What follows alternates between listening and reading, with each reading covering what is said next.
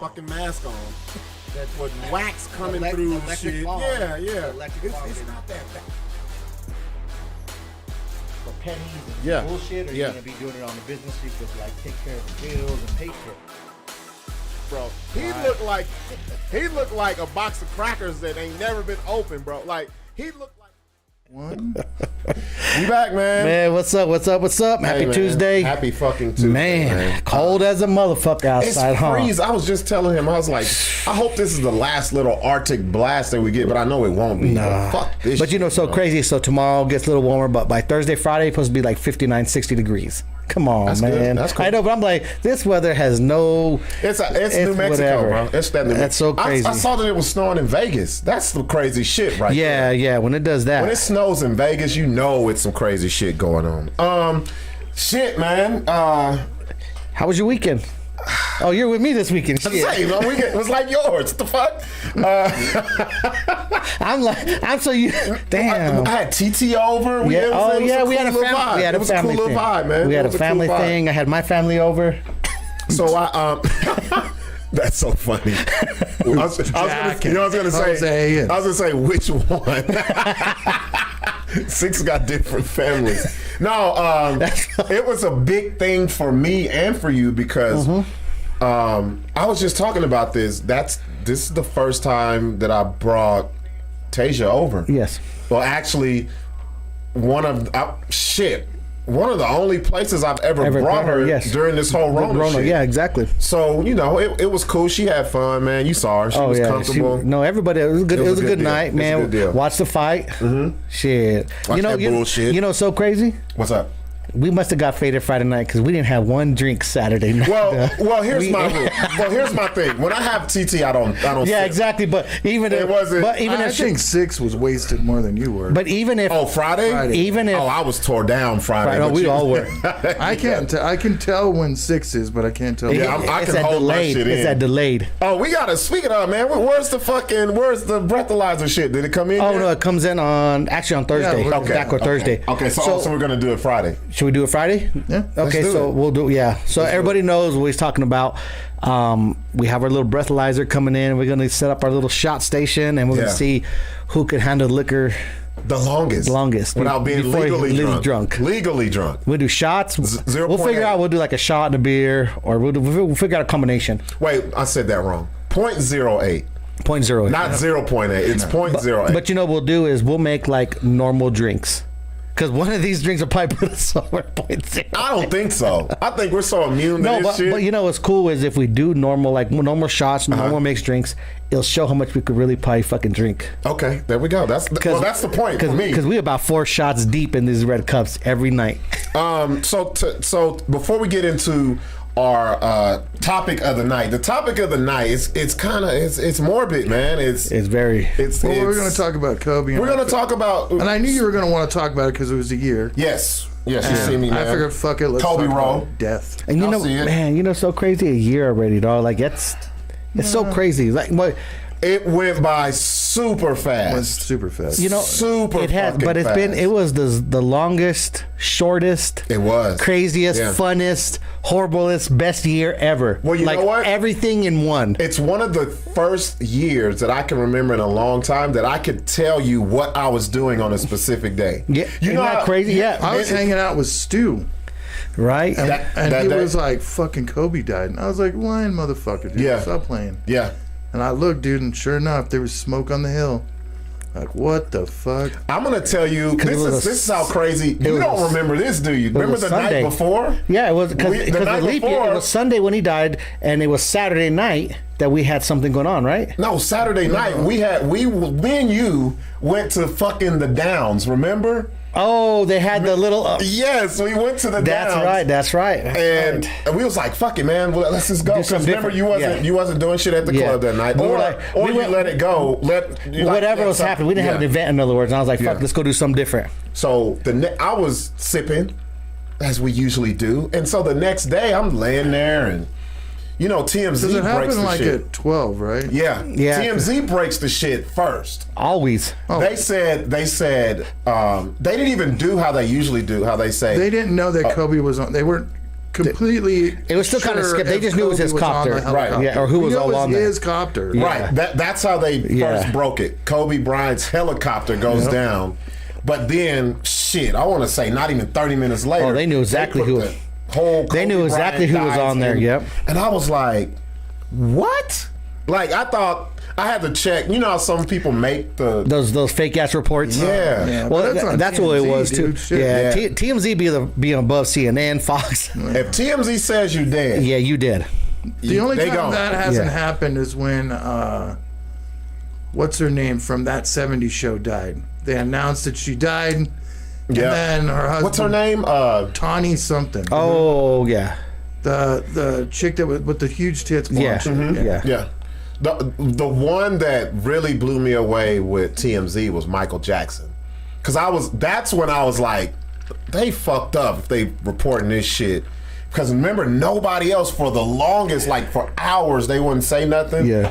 TMZ had told you right, hey, he's gone, and everybody. I remember being at work that day, and everybody was like, nah, there's no way, and I was like, yeah, that's bullshit, because I'm looking at ABC and CNN, and you didn't see nothing else from them. They reported way less. I tripped more when Prince died. Oh yeah. I didn't really. I was like, The Kobe one fucked me up. It fucked up the whole nation. Because it was so tragic. Like, because all you could imagine is him and his daughter. And me and you both have daughters. Yeah, man. So that's the first thing that came in my head was those last they're just moments. like looking at each other, going to earth. Those last moments. Those last 30, 40. I mean, I don't even know how long it took to descend down, but I sure wasn't long. Well, being in a helicopter is way different. Yeah, than being in it goes plane. fast. No, the helicopter's slower than the plane. No, he was doing 140 in a bank. Yeah. So they really just went and like then that. straight down. So it was probably like a roller coaster ride. We're going. You know what I mean? Like terrifying. I wonder if you even have time to like look at each other. If you just like. Well, see, my thing is, I think a lot of this. Yeah, I think the worst is a helicopter compared to like a plane.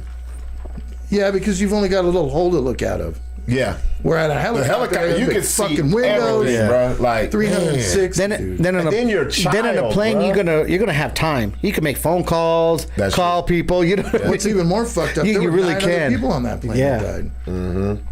Yeah. It is. Well, the reason why it fucked me up is the combination. Like you said, it was so tragic.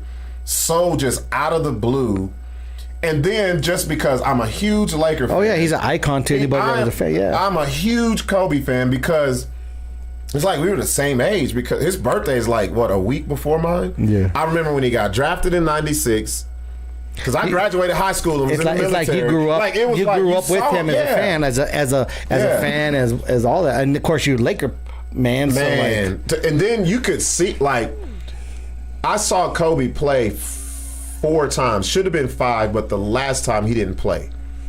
I saw him play 2 times. Wasn't even in the NBA. It was in. They have what's called the summer league, and he used to. I saw him play in '96 and '97 at the Long Beach State Pyramid. Oh, so he was I was ridiculous. Like, who is this? Right. Damn, he's dope. And I remember him shooting air balls in the fucking semifinals against Utah, and it was just, you remember, like, I know all the shit. He took Brandy to the prom. And he was a rapper, and he met Vanessa on a video. And I remember watching The Muse, which is one of his documentaries, and he was telling about how he met Vanessa, and you see the other chicks that was there, and I was like, Kobe, why? Damn, Kobe. How did that come? Man, let me choose. Yeah, but you probably haven't heard her voice. You haven't seen her aneurysms. Yeah. So maybe that's what he thought was. Well, it was. I thought you would say analisms. Larry was like, "Yeah, I've seen the anal aneurysms." It was just, we see all of that, like, from it progressed. A fucking it progressed from 17-year-old kid to a fucking legend, to a superstar legend. And not only that, another reason it was so tragic is you didn't have to be a basketball fan, a lover, to know who Kobe was. He's one of those, feel his pain. Like, he was an icon. He's one of those people you just got to say one name, Kobe. Exactly. So you have these like Michael Jacksons, whatever. People are like, then like his music, it's no big deal. But you didn't have to be a fan of Kobe to feel it hurt. You know how you're big. You know how when you make it big, when people don't like you because of something that you did outside of why people love you. Right. That's 100% for real. Exactly. That is some real shit. Think about that. You know how motherfuckers gotta go find some shit to hate you hate you over. What? And they can't. They just making up shit. I remember people like, oh, he's a cheater and he's come on. Why are you worried if his wife is not worried? Obviously. Well, she was worried. There was problems, but they got over it. Yeah. Well, remember that whole, what was that, in like 2003? Mm-hmm. When he had the chick at the hotel in Colorado, the white chick. That's what I'm saying. The whole other thing. And I don't know about all that shit. But you really don't know 100%. Well, I'll tell you what. A lot of sperm in her. Yeah, it was a train. Yeah, it was a. Yeah, there was a combination platter up in here. It was the Denver D line going for real. And she picked just one dude. Yeah, well, the richest one. That's what she did. But the iconic one. But I will say this, Kobe did say, "Hey, I was doing my thing." Yeah, I was. It may not. He didn't rape her, but he said he was doing his thing. Yeah. Throughout or whatever. But just going off of this whole death show, man, like it sounds bad, but I was just telling Larry, this was the first year. 2020 was the first year that made me think really hard about death and dying. And that's some shit you never want to fucking do. Yeah. I've never lived my life like, damn, what if I die? Like, it bothers me when I would see people on social media talking about, if I don't wake up tomorrow. And I'm like, why the fuck are y'all talking about this? Yeah. I found myself thinking about this last year. Like, well, and it's not even the Rona though. It wasn't the Rona. It was just you're into your 40s now. That's what it is. Well, it's like it's that.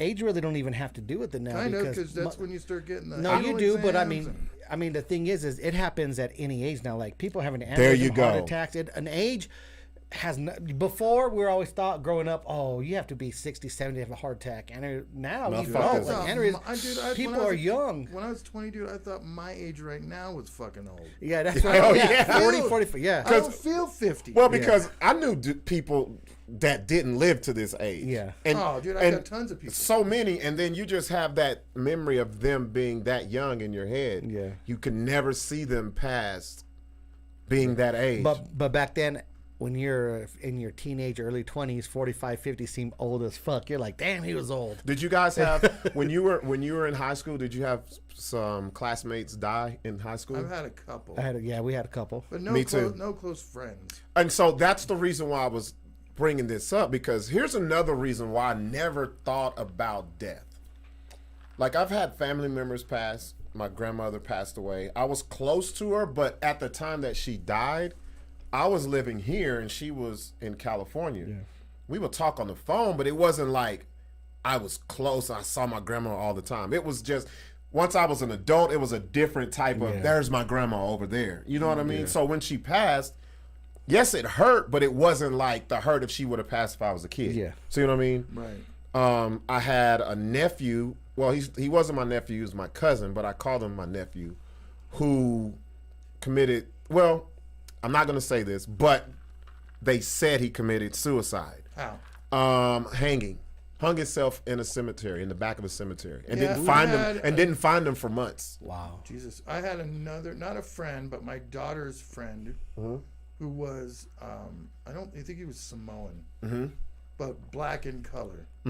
Yeah, Samoans are dark as fuck. They said that he hung himself, but he was beaten up and all this shit. Yeah. So, like, they don't. My daughter doesn't think he hung himself. Right. I think somebody lynched his ass. Right.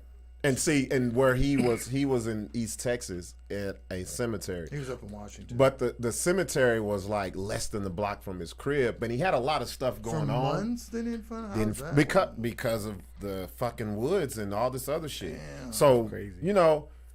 Those. I had my first cousin. Hanging is that's a whole different. That's like a whole different mind frame. You gotta schedule it. And not only that, do it right, because you're not gonna find the right thing that won't break. You're not gonna die right away. Second of all, it might break whatever you're on, so you might fuck yourself up, and you might end up living, but fuck yourself. For about a week, you're sitting back there.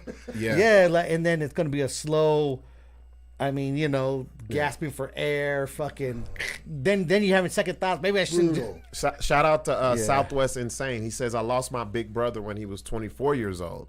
I was about 20. It's like I'm stuck in a time frame when I think about him because I could never see him as an older version. Rest in peace, Israel Perez Jr. That's what I'm saying. Like crazy. Well, and then I'm trying to think of the closest people that passed away. I'm had like so. Have you had? I've had all kinds. I've had 5 ex-girlfriends die, but go ahead. So I had. Damn. You're a fucking Black Widow. What the fuck, Larry? Patty, get out while you can. Larry's gonna be. Get out while you can. The next documentary. Get out while you got breath in your lungs. This motherfucker got death dick. He's like the dick of death. The dick of death. Oh, you left me? You shall die by the dick of death. What? Wow. We're going to talk about this. We got all night. So what about you? Did you have someone really close? So in high school, our senior year, my best friend, Jason. The one I got the tattoo, the fucking tattoo. Oh, yeah, that story. Yeah. Me, Terrence, and Jason, we were fucking close as fuck all these years. And then he over a chick. High school bitch. What do you mean? Wait. Over a suicide, shot himself. Over a chicken. We were all close. Like, and you know what? Like, we would never thought. Like, you would never thought. Like, he never had no signs, whatever. Because you never. But you know how it is when you run your boys. In high school, we're like this. Yeah. Fuck that bitch. We were never gonna show feelings. Back then, I love this chick because your homie be like, what? You know what I mean? Like, men don't show those type of feelings to other men until you're late 30s. Real shit. Until we on the show now. Real shit. No, so that was pretty devastating. We took that hard as fuck because it was just like, what the fuck, and you know what I mean? It was just, it was rough. I mean, it took years and years for me to really feel like get over. Because like, what is it? Who was that? Southwest Insane. So we had all these plans. We had a little rap group back then. We had all this. You're just living, bro. You're in. And we were 17, and we had all these visions of going to Cali and doing this with Terrence and all that. And we ended up doing it. But even after, we're like, man, what if Jason was here? You know what I mean? Because he was a talent. Like he was a talent. He was amazing. So it's always the person you would have never thought. Like I'm gonna. What was okay? So what was the first death of someone that you knew that you remember? Like, what do you mean? Like how young were you when you first had your first encounter with death? Young. Probably had to be like my grandpa. Yeah. You know what I mean? Because I was probably like 10 years old, I think, when he passed away. My dad's dad. I just remember because he spoke like a little English, and he was always like the party animal, old school still, and he always walked around, and he couldn't speak too much. He'd be like hito. So hito or hita, meaning like that's our kid, and he'd scare us. And he had like tap the fuck out. He'd be like, Jimmy, hito, beat the shit out of you, and like that was the vision. Like, oh, Grandpa, watch out, you gotta brace yourself. You come over here, and. It was always like, go say hi to your grandpa. You know what I mean? We had to go. He lived in the little cortito in the back. We had to always shove back there. So, like, that would be my first. That was my grandpa. Your grandfather? Yeah, when I was 9. Does it have to be human?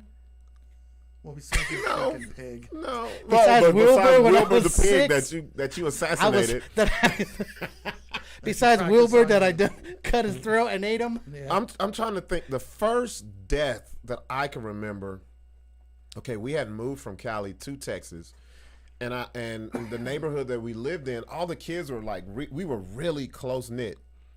Like we played through the whole neighborhood, bikes and baseball and all this shit. One of my friends, I'll never forget. I remember his name was Delmas. I could see his face right now, just like how Southwest Insane was saying. I want to say we were shit. It was before we were 10. And I can't even. And that was so messed up. I remember his face. I remember us playing and his laugh, and he was so funny. This was one of the funniest people I ever knew. To this day, I cannot tell you how he passed away. I want to say car wreck, but I don't remember. But I still. How old were you? I was under 10. 10. I was, and it's like So it's weird because memories of it. Yeah, it's like weird because certain things you cut off. Yeah, because of the tragedy, man. You just be like, I don't want to think about that. When I think back, I always think of stuff like I was way older, but I was actually younger. Yeah. I'd be like, no, wait a minute, no, I was actually like 4. You was super young. Yeah. You know, I think. So, what have you ever been? Someone like die in front of you or with you or like right there, like you ever been right in the situation? No. Like watch the light go out? Yeah. No. So it was crazy. So I happened. Damn, you've been through that? Oh yeah. So we used to play pickup games in Moriarty at the gyms. Basketball? When we were older, yeah. All of us, you know what I mean? I was probably like in my early 20s. Right. And I won't say no names, of course, respect, but he was real good friend that grew up with the whole family. You know, out there, everybody's all family, everybody. So we always used to play pickup like every Wednesday nights. Yeah. And I mean, this guy's probably he's probably 31, 32. You know what I mean? Drink party, but like healthy, played all the time, whatever, had like little kids, family, big family out there. And we were just playing pickup ball, and I was guarding him as he's coming down, and just instantly, boom, he just collapsed. Like no grabbing, like he was just dribbling, like on some Hank Gathers shit. Yeah, so like they bring in the ball, we're running down. You remember that? Remember that guy? He was always like a a point guard coming down. You know, I go step up to guard him, and then he just collapsed. So at first you think, oh, you know, maybe twisted ankle, nothing. Yeah. But like lifeless, like just done. So then we're like, oh, not just shit. laying there, nothing. Yeah, you know, and then so crazy. No So noise, there was a handful of us, and so all of us were like, oh fuck, and like. You know, someone's calling. You know, back then, like they had the old school brick phones that had to go in the car, or whatever. Yeah. So then, you know, so crazy. It's like you never thought. So everybody's trained CPR. I did that in college. Did all that through all the stuff, and you never think you can remember it or but like when it happened, it was just like fuck instinct, like boom, head up, like boom. Yeah. So me and a couple other guys were we're giving CPR, trying to revive them. Boom, boom, boom. We do that for about, it seemed like it took forever, but it's probably only about 10, 12 minutes. And then that's a long time, bro. It did, but it seemed like it was like the long, because like we're just freaking out. So then the ambulance come and they get him and they try to revive him, nothing. And so he was I have gone. Seen the light go out.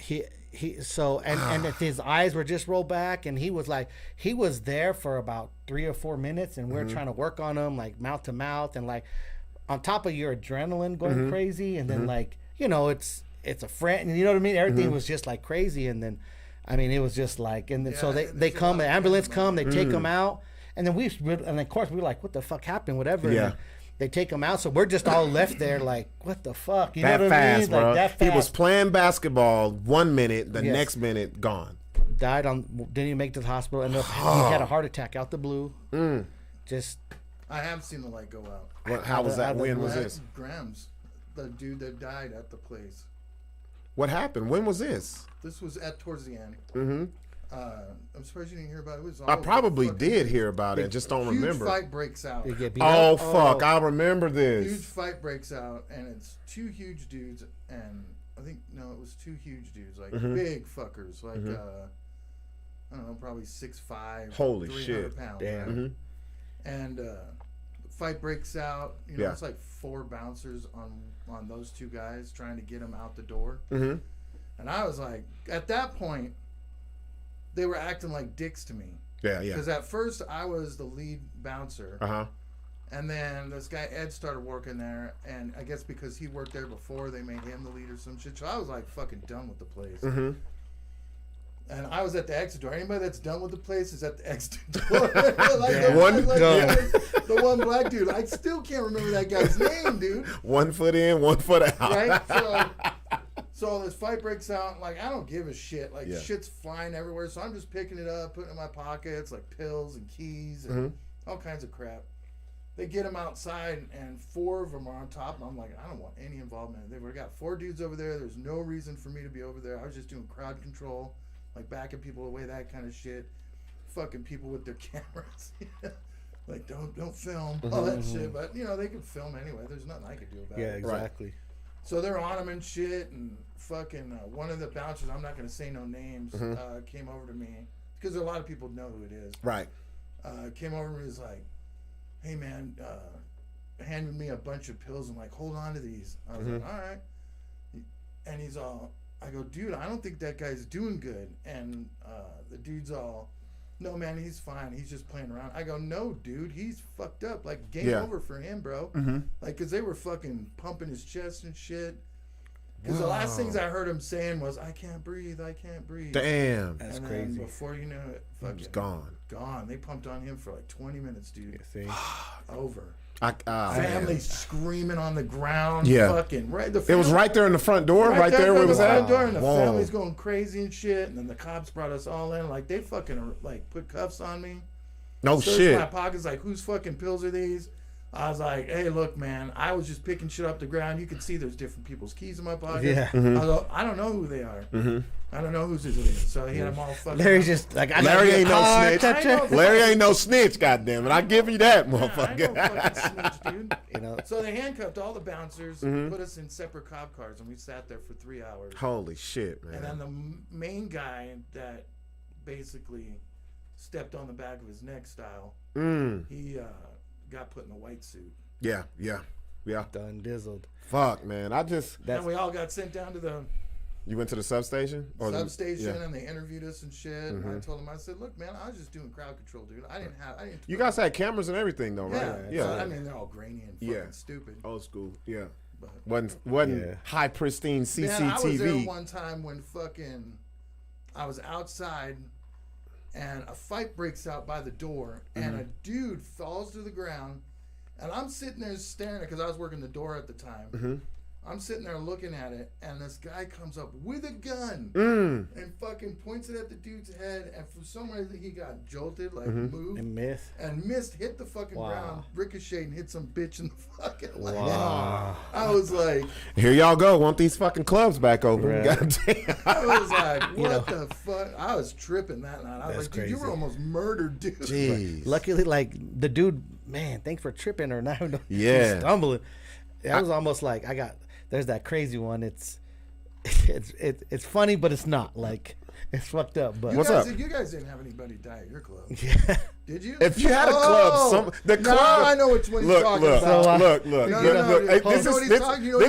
This is fucked up to say, but the club ain't popping until somebody. If nobody died at your club, it probably wasn't popping. So this is when we moved to the Fire and Ice. This one is nuts. We moved over to the east side, and we have bike night. We have our first bike night over there where Dirty Bourbon is. The Fire and Ice, the Fire and Ice. Yeah. Lucky's Lounge we took over. Yeah. I DJ'd one night. Yeah. Holy shit! I know what you're gonna say. So it's I forgot about this. I hate man. It's funny, but it's not. But you cannot help the way well, I don't know. Fuck it. Should we even talk about it? Why not? Like, why? Has it already been gone through? And oh yeah, lawsuits gone through it. Like what it is. Like that wasn't too long ago. No, it was 5 years. It was 5-6 years ago. Yeah. Time. It's been a while. Terrible way to go. Fuck. So we having a bike night, and every bike night we would have like a special what you call it contest. Yeah. Let me just say this, that it was put on by another promoter. Okay.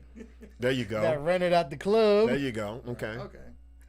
So we in there, and they have bike night, and it's packed. Like, our bike nights used to get crazy. What was the contest? It was, so this night, it was the corn dog challenge. God. Do we need to go further on? The corn dog challenge. So with the corn dog challenge, I remember this shit, bro. The corn dog challenge. Okay, so there's a few factors in this whole shit. Patty said hot dog.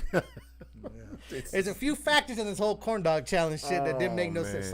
So first of all, what the challenge is they bring in corn dogs. They get 6 dudes. They put them on the stage. The stage is kind of high. They put the corn dog, the zipper down, zip it up. They hold it down like it's a dick.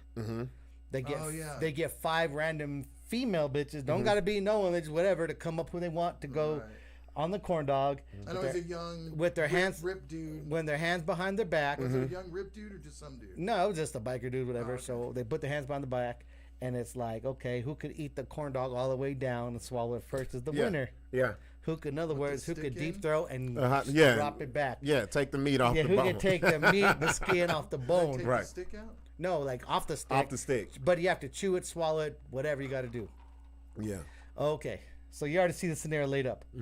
Okay, man. This poor lady, she's out there older lady, probably in her 65s. Oh my gosh, bro. Thinking, oh, young buck, I'm gonna go show these youngsters. That's why I asked if he was some rip dude. I'm gonna show these youngster bitches how a grown ass woman puts us down. Yeah. Man, she goes down, fucking swallows it. Oh yeah, swallows it, pulls it off in like 2.2 seconds. Rodeo. The whole fucking meat and batter off of it. Damn. Yeah. Oh, and everybody's like, yeah. At first, like it was like, yeah. And then what? This is not funny, buddy. Come on, keep it together, bud. Keep it together, buddy. Because then everybody's like, yeah, high fiving, like, Six is storytelling. I know. It's fucking. There's gonna be a bitch in here somewhere. Somebody's gonna be watching this. Piss the fuck off, bro. So then she's like that. So then she turns around. Somebody's grandma, bro. She turns around and her hands are up. Like at first she's still like, And everybody's high fiving, and these other bitches are barely like halfway done. I told you, bitches. I got tears in my eyes already. These younger bitches only have like a quarter down. Grandma done swallowed the whole thing and ripped it off. The stick. Damn. She turns around, she like that, then boom, she collapsed. Really? And we just thought maybe she's just happy. It was just stuck in her throat. So then they're like, she's not breathing. So then we're like, fuck, what do we do? And we're right there. Shut off the music. Did nobody like get in her mouth and try to pull it out? We trying to finger sweep. And it was like, did she bite it or was it whole? No, she swallowed the whole thing down. Okay, so let me go back. The first fucked up thing is the promoter dude. So when you get a corn dog, you thinking crunchy, let's chew it. This motherfucker puts them in the microwave. You ever had a microwave corn dog? How soggy the cornmeal is? Yeah. So expanded. So what happened is as she was deep throating this motherfucker, she inhaled, asphyxiated, and went down to her fucking stuck right there. Oh man. And it being so moist and crazy, like we couldn't get, you know what I mean? And she just, that's sad. Yeah. So then we revived her. Man. So she stayed. We revived her on the floor. Everybody was around until the paramedics came in. There's no way you could have done it like a fucking, like in the movies, do a little tourniquet slice here. See, that's what I was thinking. Like cut her shit open and pull the hot dog out of her throat. Like who's in the movies? That's what they do. Give me a knife. They be like, just hold pressure here, and then they cut, and you might pull the meat out. No, they stick the straw. Oh, they stick the straw down and like, you know what's so crazy? When we're in that situation, this be the second time I'm like that. And we're all standing there, and we had Stash, all these people. So you jumped in action. Her daughter, her son was there. People are screaming. People are fucking going crazy. Oh, bro. So then we're all in there, and we're trying to do shit, and then so paramedics get there. You know, so you think, okay, let me tongue sweep, let me dig out, whatever. So paramedics come in, move back, we're here, cool. They come in there. Man, these paramedics were so unprofessional. Sorry, like I don't even know what they wasn't organized, huh? Man, like how do you feel? So they go. No, go ahead. They go. Damn, I'm just listening to this. They bring in the stretcher. Yeah. You know, it drops down to about. Well, how many minutes are we talking? We're probably talking about 11, 12 minutes, and she's still done. She was still like struggling. So this is the crazy part. So we clean out a lot of shit out of her mouth. You know what I mean? So then they're like she's breathing. They bring that little thing on her mouth. So whatever. These sorry ass paramedics, dog. Like, so, you know, she's a bigger woman. She's probably, 250 pounds, 240 pounds, like a thick ass bitch, you know. So come on, Six. Come on, bro. I was doing good until you. I have stuff to say, but I don't want to say it. But go ahead, man. What am I? It just natural come out that way. I know. I only say bitches because I don't know your name personally. Oh man! We know you, so they go to pick her up by her feet. They pick her by her feet. Mm-hmm. Did they drop her, bro? The dude comes from behind. Sorry ass paramedic, dude. So being a big chick, you not even be a paramedic. How would you pick up any kind of female? Let me say female for y'all, if you don't get mad. Female. How would you pick her up if she was kind of big? If you're behind her, standing like from the backside. Get up under the arms. Boom. Yeah, okay. You got to get up under there. They grabbed her head. This raggedy dude, she has a jacket on. He grabs her by the sleeves of the jacket and tries to pick her up. Did you and so they have her up about 1.5 feet, almost 2 feet up, probably to try to put her. They go to put her over. The jacket slips. The feet are hell. She falls. She falls and hits her head, and you could hear. You could like I was standing right there, and it was concrete floors, in there. I could feel the thump on my feet. Boom. Oh my God. Dude, boom, like. So what? So we're. Oh my God. She knocked out now. Nah, man, I ain't finna. Nah, cut the story. No. Crazy. The more you talk, the more jokes. And I don't want to do that, man. Like I don't either. But hopefully that family sued or did something and got some sort of compensation for that. Yeah, there was a lot of. I mean, we went through loss, but like you said, it was nothing the bar did. You know what I mean? Like it was. The promoter, I mean, we hold this shit, but I make sure my T's are crossed and my I's are dotted. Than somebody renting out a hall. Yeah, exactly. My shit's on point. Whatever. It was like, hey, like after the fact, I'm like, dude, you put them in the microwave, like like worst there's they could get you for is see, that's to me. But to me, that's but not she was cut that's, off. Even we won even on that. saying he put them in the microwave, you don't think somebody gonna get a corn dog stuck in their throat and die in the club. Most of those packaged corn dogs. You do microwave them.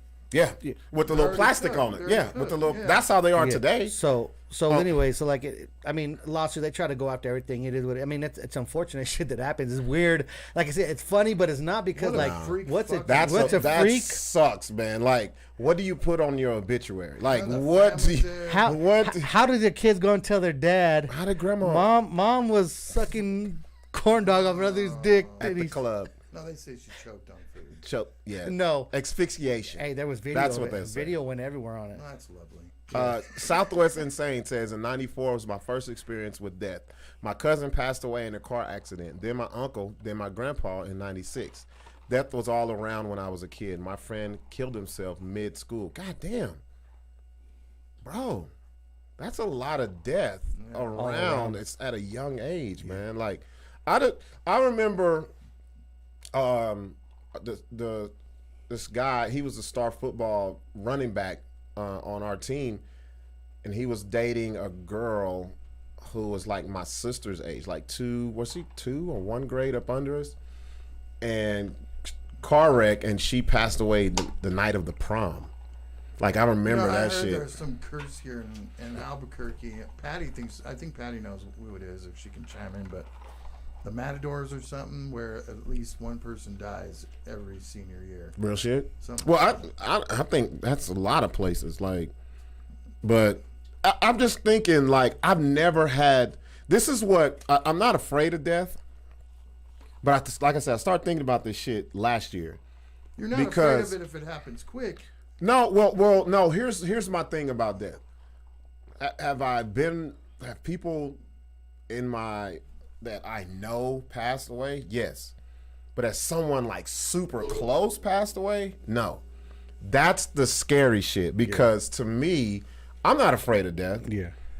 I just don't want to be like if someone close to me passes and I gotta live on. Yeah. Oh fuck. I can't even say it. Yeah, I know. You see what I'm just saying? Someone close? No, I can't even say that shit. Like, and that even happened now with like DWTX Bobby. Yeah. Oh fuck, bro. Yeah. You know what I mean? I can't even imagine what you felt. Like 11 years on the road with him, lived with me for 7. I mean. Yeah, but he was struggling. Yeah. But he was struggling, dude. Sandia High School. Sandia High School, she said. The crazy shit is Bobby done had 9 lives. You thought, oh, he's gonna make this ain't nothing. Yeah. This is another one. Like Bobby died on us one time between Shiprock and fucking Farmington. It was me, and I tried to text Big Sloan to see if he was around. Me, Big Sloan, and Lazy Bone. Right. And Bobby. DWTX. Yeah, you've told me this one. Man, this is the first time that Lazy Bone... That would be somebody that close to you having that experience. Like, that would fuck me up. So they didn't know, like, Big Sloan and Lazy Bone's the first time they met Bobby, really. You know what I mean? Like, on that level. So, of course, we do the shows. The Lighter Shade of Brown show, Mo Thugs, Lazy Bone, whatever, Bone Thug shit. Farmington, kill it. So in the mornings, all the groupies leave the hotel rooms. Here comes the artist. Everybody's down. I'm like, cool, we got to go on. We got to push it into Arizona. Right. So Sloan got his Grey Goose back then. Now he had his bottle Grey Goose, whatever. Boom. Here comes little Bobby, the little 110-pound Terra. Oh, man. Coming down. Dog, what's up? Give me that. You know, and they're like, let's party. So he gives Bobby this fifth. He's the life of the party. Bobby done drink probably about, I would say, a quarter of the fifth down in one, like just one big just fucking. Straight out the bottle. Yeah, straight out the bottle. Fuck. And I see that I'm running. I'm like, no. Like, I'm like trying to stop them. And they're like, what? And I'm like, oh, fuck. Because you already know what happens after. So he lived with you for a while. Yeah, he lived with like 7 years. You knew what was up. I already knew. So I had to keep him contained. We do the shows. I had to keep him out of all the craziness. So I'm in the SUV and I'm like, oh, it's going to be. I'm thinking he's going to talk shit. We're going to have to stop at every liquor store on the way. Like, it's going to be crazy. Fuck that. So we get on the road and we're halfway in the middle of nowhere. Shiprock between Farmington. Have you ever been back there? Kirkland Central. It's a lonely ass native road. Going to fucking watch. Ain't shit back there. Ain't shit. Except a bunch of abandoned cars. Yeah, we back there partying. Lazy finally goes, Sixx, you gotta stop this motherfucker. And I'm like, what? He's like, your boy died on us. I'm like, what? Bobby had passed out, and they're like, he's not breathing. Oh, dude. Oh, fuck. And I thought they're fucking. I'm like, what? We pull over. He's not breathing at all. Just done. Eyes flipping over. They're looking at me. And y'all are in the middle of fucking nowhere. I'm hungover. Their fate is still. I'm looking at Lazy Bone. I'm looking at Sloan. I'm looking at Bobby. I'm like, all right, who's doing something? Fuck, here I go. It was on you. This CPR shit. I'm over here trying to pump him, like whatever. Woo woo. And he's not breathing. Woo woo. Woo woo There it woo. is, Patty. Woo woo woo. She said she doesn't hear it. I go, he says it. Woo woo woo. She's probably heard it so many times she doesn't know it. I'm pumping them and they're freaking out. They're like, "Oh shit, Sixx!" Whoa. And I'm like, "Calm the fuck down." You know, if you've never been in the situation, your adrenaline's so fucking crazy. Then it's someone so close to you. Yeah. So on top of that, yeah. like I'm fucking like I'm freaking. I'm like, you know, he's trying to call. There's no one to call out there in the res. Fucking. It's about 10 minutes and nothing. And I tell Sloan, fuck, dog, he's done. Like lay. And they're like, fuck no. 10 minutes so, is a long time. That's a long fucking time. We stand back. I know you were tired as fuck. We stand back. We stand back. And I'm just like, fuck, he's done like, and just like in a, like. Were you pumping like real hard chest compressions? Yeah, well, I mean, you know what's so fucked? Bobby was so tiny. You were scared to like break him, huh? And you know, like we're big, like you know what I mean? Like I've heard of people getting their chest bones. Like there's crushed. times that you know, you don't realize how much you fucking, you know, like yeah. So I'm thinking, fuck, dude, and so I'm like, what do we do? Like I don't know what. Like I do the lift, the pumping. I'm not too sure what else. And it's about 10 minutes, and about 11-minute and 32 second mark. This motherfucker just goes, he pops up out of nowhere like the fucking Undertaker. He takes the biggest breath that you could ever hear, like a, like. I bet you was happy. You ever been like in water and like you can't get up? Yeah. And he like finally the get biggest breath. Yeah. This fucker took a biggest breath ever. Yeah. I'd be so. And he woke up like. And as soon as he woke up, I'd have punched him in the fucking face for scaring the shit out of him. But he was fake. He was like. Where we at? He ready to keep the party going. Yeah, he was ready to keep the party going, and we're just like, fuck him. So we're like, what the fuck? Yeah. We're like tripping for about 20 minutes, lays on the fucking road and slow, and I'm like, fuck, what do we do? Now. Yeah. Then fucked up all the shit that you did. I'm like, fuck, do we go to the hospital? Do we go to the doctor? Fuck yeah, we go to the hospital. Bobby's back there just chilling like normal. And like, he probably don't even want to go to the hospital. I looked at the phone, I said, fuck, we're about 3 hours late. I guess we push it on to the radio station. Cruising to Phoenix, like nothing ever fucking happened. Tiffany Spears Collins died says, on our shit. If you're doing it right, you will break something. I know from experience. It's scary. No, it's fucking crazy. What's the celebrity death that really fucked you up? Like Dimebag Darrell from Pantera. Yeah. How did he die? Got shot on stage. That's the story you told me. We're talking about killed him and anybody that came up to the stage to help him, including like roadies and just anybody was getting it. Pop.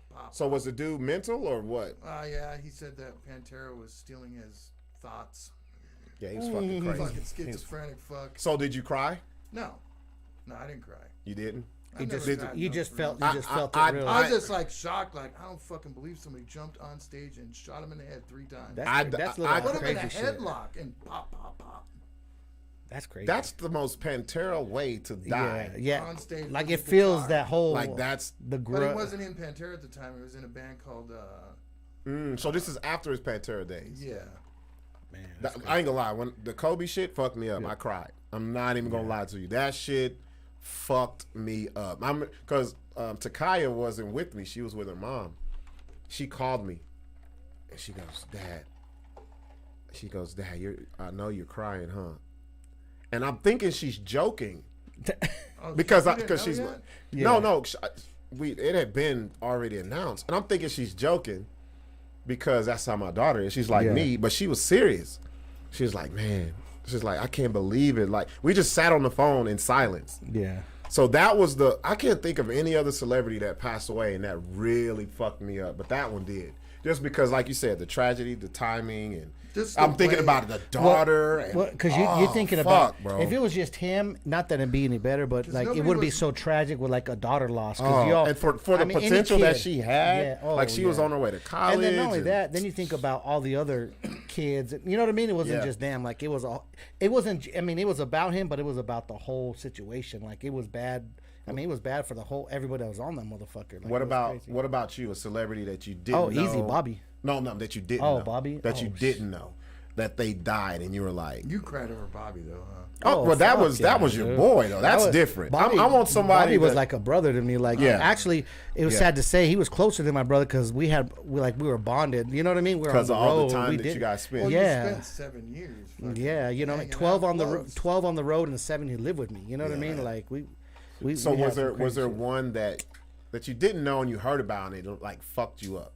You know what? That you really was like, you felt it had been. I mean, the one that probably affected me was the whole Kobe one too. Just for the fact that like every other celebrity, like, oh, that sucks, whatever. But I think it was more of the whole situation around it, like his daughter, and then like his little baby daughter. You know what I mean? Then all his family. Then like it's so fucking crazy. Then you have the pilots, and you've seen all the other families. Yeah. Like it was more than just Kobe was the whole situation. I think if Kobe would have died by himself, just dropped dead.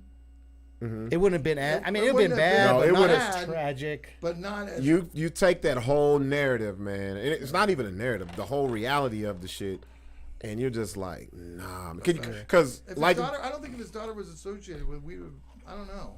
It would have been. Because the way they described the helicopter, just like banking. Because the first thing, my first thing was me and my daughter. Yes, and I'm like or one of them, me and my oldest. I'm like, fuck, man. It's one of those like, what do you like? You're thinking that scenario. That's what it is. You're thinking, okay, do they look at each other? Does he like have time to react to her? Do they do they get to say anything, love you, like whatever, or probably had 30 seconds. Like, are they sitting close to each other? Or they might have been with their friends. You know what I mean? Behind them, did he get to console her? And you know what's so crazy though, Sixx? Now that you talk about this, it's some shit I don't even want to know. I don't even want to know because there's so many questions, but it's just like leave that shit alone. It's like, got to be drawn out to court for who knows? And I like the way his wife was just like, nah. Yeah. Nah, let's cut it out. Why drag it on and make it worse? She doesn't. You know how people a lot of people are on the why and what happened in the last few moments. Yeah, but all that shit, she's suing. Because she feels they were negligent, which all that shit's gonna come out then. Yeah, but I'm talking about for the public. Yeah. It'll come out. It's gonna be some years, but I don't want to know about it. I don't get that shit. Like it's been a year. Nah, man, when they did remember the 9/11 shit. And they were talking about the people hitting the plane and all the fucking phone calls. All the phone calls. They were airing the phone calls. And like how on the planes. Like that was some. You know what? All that was some crazy shit too, because it makes you think, man, how many times you been on planes? This shit happens. Like, but I didn't really know Nipsey. I got one for you. That's a good one, Sheree, because I was going to save this one for the next hour, but we can kind of start on it. A lot of people jumped on that bandwagon after he was shot. Yeah, they did. But I think here's the thing about Nipsey. Nobody knew him. Unless you were deep in the rap game. Well. Here's the thing. An underground shit. No. I'll tell you about it later. Here's the thing about Nipsey. All right. So Nipsey had fans, right? People knew of his character and what he was doing for the community and all this stuff. He wasn't the biggest star when he was alive. No, not even close. But when you factor what happened and how visible it was and how out in the open and brazen and how and just senseless what about fucking that one ecstasy guy? Who? In Florida when he was shot in his I don't think his name was Ecstasy. Oh, Extension or XX whatever. So okay, okay, was gunned down. So see, here's the parallels between those two, but it's just it's a generational thing. To me, XX Extension, I think that's how you say his name. When he passed, I was like, damn, another fucking rapper. My daughter was fucked up behind that because she's the one who put me on him. She was like, Dad, this dude he's got next, and she put me onto a bunch of she was the first one to put me on Kodak Black, him, TK. Black's out. Yeah, he's done. He's out. He might be going back, but when the Nipsey shit, the reason why the Nipsey shit touched so many people, I'm not gonna sit here and say I was the biggest Nipsey fan. I knew of him, even he was supposed to come here and all this stuff. It was just the way that shit was done, and that you knew all of the shit that he was doing at the time. He wasn't just one of these rappers that was just rapping about the life and not trying to make a change. He was actually making a change, and he did. And I don't know, what's kind of cool is that nobody even really knew that shit until after he died. Well, a lot of the fans didn't know. The neighborhood knew. Because he wasn't exploiting it. There you go. He wasn't putting it out there and saying, look at me, this is what I'm doing. A lot of these motherfuckers. Yeah. So, just the way that he was fucking assassinated, bro. Broad fucking daylight. By some fucking assneck. Fucking snitch. Always. Assneck. And in front of somewhere. The fucked up part is his clothing store. Yeah. It's so fucked up because he's been there 50 million times and never thought this is going to be the place that I die. Well, somebody just whoever thinks that, man. Whoever thinks that, fucking jelly. Somebody was jelly. Yeah. Peanut butter and jelly. And just the way that was done. Even when I heard that, so we're old enough that we're so conditioned that we hear a rapper get shot. You're like, oh man, my fucking rapper got shot. When Biggie got shot, I was like, what the fuck? I knew. Well, hold on. Let me Tupac go. Not so much because he'd already been shot 50 times. Well, see, this is what I'm saying though, Larry. When Tupac got shot, I thought he was in Vegas, I was like, damn, they shooting Tupac again. He gonna have a cold ass album coming out in a couple months. Like you said, he'd already been shot. Yeah. He was like fucking bulletproof. So that was when I heard the Nipsey got shot, I was like, oh damn, that's crazy. Then the story comes out, then they put that video out the same fucking day. You could see it. And I'm like, yo, that shit was fucked up. It's not even that you gotta watch the news. You can go on Twitter now and see all the shit live. Before news. Oh yeah. They got people right there. Unedited. Oh man. And I was just, and the way it happened. That's what it was. He was just out there with the dude that's what it was, man. I think. Well, they even ran down the conversation too. Mm-hmm. Because there were people there that heard it. Yeah. He's like, I don't want you around me. You're a snitch. Yeah. And dude was like, no, I'm not. And he's like, nah, fuck it. No. He left. What happened was he left. Went around the block. When there was a chick that. Yeah. She was like, he told her, take me back. And she was like, I ain't got shit to do with it. Allegedly, that's what she said. Yeah. And then he came back. And just took him out. She didn't say she said she didn't know. She didn't know. That's what she said. Yeah, but of course, who fucking knows? It's just, I think that one was because let's be real, we've seen so many rappers. I can't even. I'm trying to think who's going to be the first rapper to die of natural causes. Jay-Z maybe. Jay-Z may be 80 something. He'd be like. I don't know. Well, brain aneurysm. I'm talking about an old rapper that just dies in his sleep. Not from drugs. I was gonna say the only ones closest to natural would be heart attack, but they overdosed on. They done snorted a whole. Yeah, it's gonna be somebody like that. Master P. Somebody like Master P. Gonna live. Method Man. They gonna live. Heavy D died. Natural cause heart attack. Well, he was obese. Yeah, well, okay, so that's not natural. If you're fat, it's not natural. It's kind of natural. Do you think so? He could. I'm talking about a death. I'm talking about. Look. Okay, look. I'm not shitting on nobody. How old was Heavy D when he passed? He was in his 40s, 45, right? 46. To me, that's not natural. You don't just naturally die at 45. But he had thinned down a little bit. Like he was. What about Fat Joe? I'm talking about an old rapper. Big Pun, you mean? Big Pun. Oh, Big Pun. Yeah, Big Pun was way out. That ain't natural. He just was He was in big his and natural. 50s, wasn't he? No, he was in his 30s, late mid 30s. Yeah. Yeah. Really? But he was like 450 pounds too. Like Huge and a wife-beating motherfucker. when you're 500 pounds, like you can't.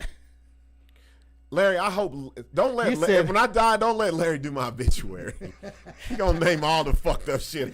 He was a wife beating. He beat his dog. He didn't care when she about to die. His wife is the one that said it. Yeah. You know? But here, okay. So are you? Post-mortem.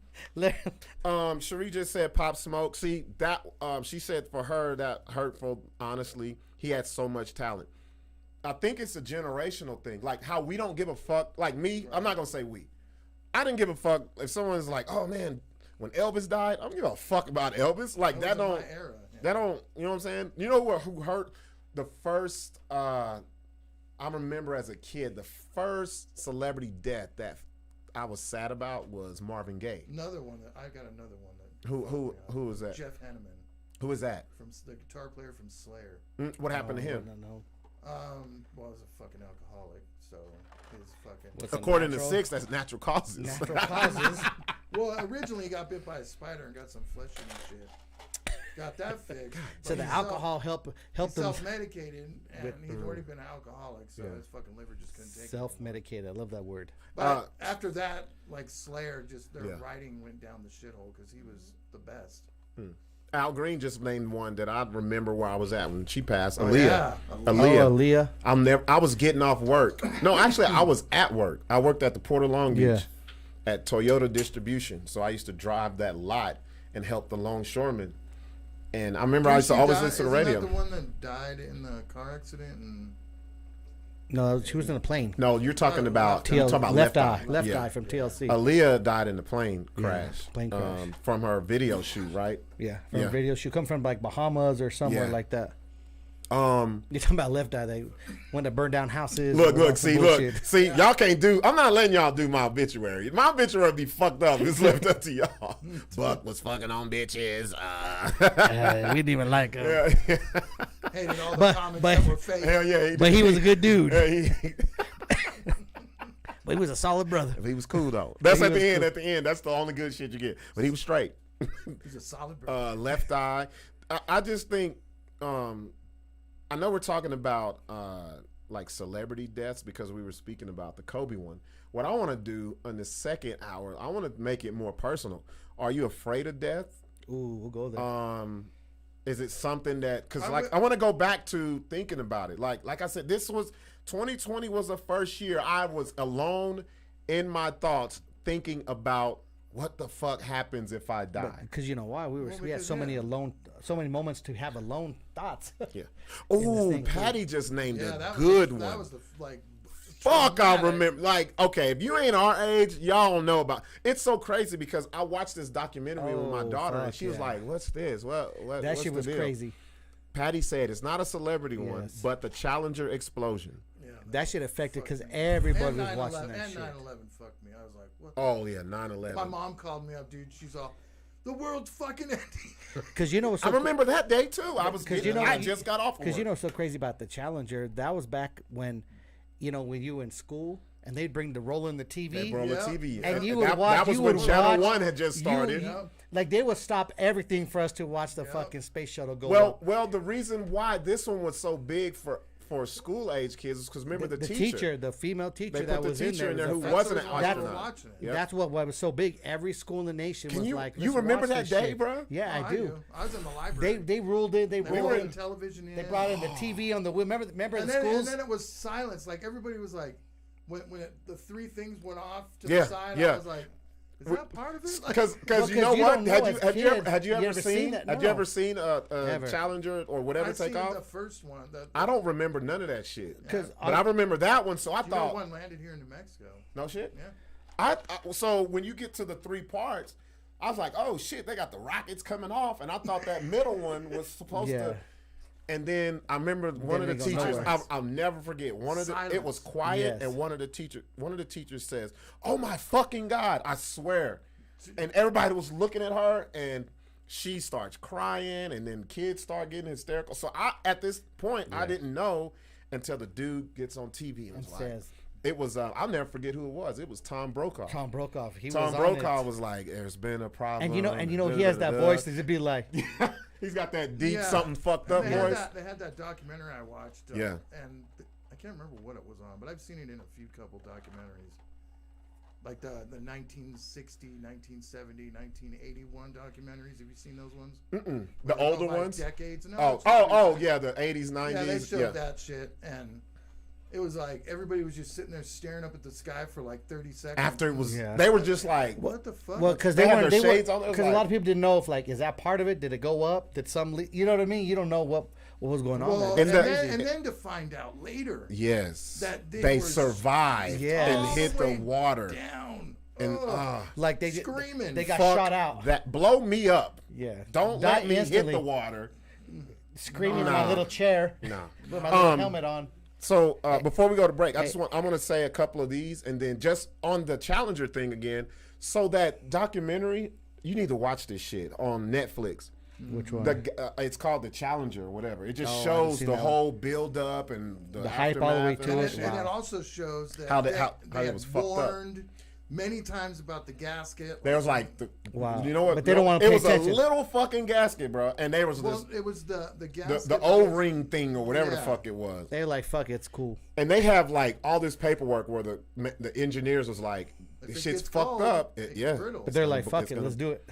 Because it was like a race. Like we wanted to. Well, because they were trying to get them fat. No, it was one of the biggest. Now look at Elon Musk bringing the rockets back. Fuck that. That is fucking nuts. Fuck dude. that. He can bring the rockets back. Bring it back. Bring it back. Go up without extra. Nothing. Yes. No. But it was the Challenger. What the fuck was that called? What was it? What's the space shuttle? The space shuttle shit was really a fucking bomb, bro. Yeah. Those two, I never knew those two things on the side was full of fucking they're bombs. Well, that's bomb shit. Well, that's what shoots thrusters. it up to the thrusters, and then it falls apart. And there was a guy who lives by Cape Canaveral, and he was looking up, and he has a home video, like Oski, and he was like. And he goes, he's like, oh, that's not supposed to happen. And he's just so calm. And then the wife was like, what is that? He's like, yeah, that didn't happen the last couple of times. That's not supposed to happen. Because you know what's so crazy? It's such a big ship. And then by the time it all blows up and falls apart, it ends up being just a little fucking shell that they're in. What about the one that, you know what I mean? One before they stopped the whole thing that was coming back? That was coming back. And it just scattered for 4 states. Like, what the fuck? They was like, this is not a good idea. We don't know where it's going to stop. This is the old school shit. We need Elon Musk. Southwest Insane brings up 9/11. We were watching people jumping off buildings live on TV. That was crazy. Yeah, that was a documentary about that. Too. Yeah, the Falling Man. The Falling Man. Yes, I had seen that. I'm on the dots. That was crazy. And they found out it was a black dude. Yeah. And they found his clothes. Like the camera angle was so good. They were like, he had this on, and this is where he was working, and this all that shit. 90. You know how fucked up shit's gotta be for you to jump off that bitch? Like there must have been fire touching him where he's like, I got no like you're either gonna burn or jump to your death, and hope maybe you could what do you? Fucking gnarly. Dude. No. Cherie says Selena in 95. Selena impacted so many people. You guys got to tell me about this because I'm not going to be one of these people that front. I never knew shit about Selena until the movie. Yeah. I never heard anything about it. The reason about her is being, first of all, being a female fucking Latina superstar. You know what I mean? There wasn't that many. Mm-hmm. And then coming from where she came from, like Corpus Christi and all that, it was big. You know what I mean? Mm-hmm. And she was like a first crossover artist. So there was no fucking Hispanic Mexican female doing what she was doing back then. Like it was all male figures. So like when she came on the scene, it was big. Yeah. And not even on the scene. She tore that motherfucker up. And the thing is coming from not even knowing Spanish, but being able to sing in Spanish and go cross over. That's why it was so big. So, like, she had all these little kid fans and parents. Like, when I would honestly say, like, when she passed away, I would think that probably crushed the nation more. Man. People were fucking, like, And then the way she died with like her best friend, like that's the whole thing. See, like it be the story with the shit. And you're like, she was with this lady and never knew at the height of her shit. Yes, this is the bitch that's gonna fucking kill me. That trusted her with her business, everything. Yeah, she is. No, wait a minute. Did she die? She died in prison. But like she was old back then. That's what's fucked up. So then you watch the show or the movie, and you're just like, wow, that's fucked up. Like, see, that's how I was. Like, I never knew shit about Selena, and so even when I didn't even watch the movie when it first came out because I was like, who the fuck is Selena? Yeah, I just knew it was J-Lo. On the real, I'm gonna be honest with you, I didn't even know that was a true story until I got older. Because 95, I was a junior in high school, so I never saw the shit until.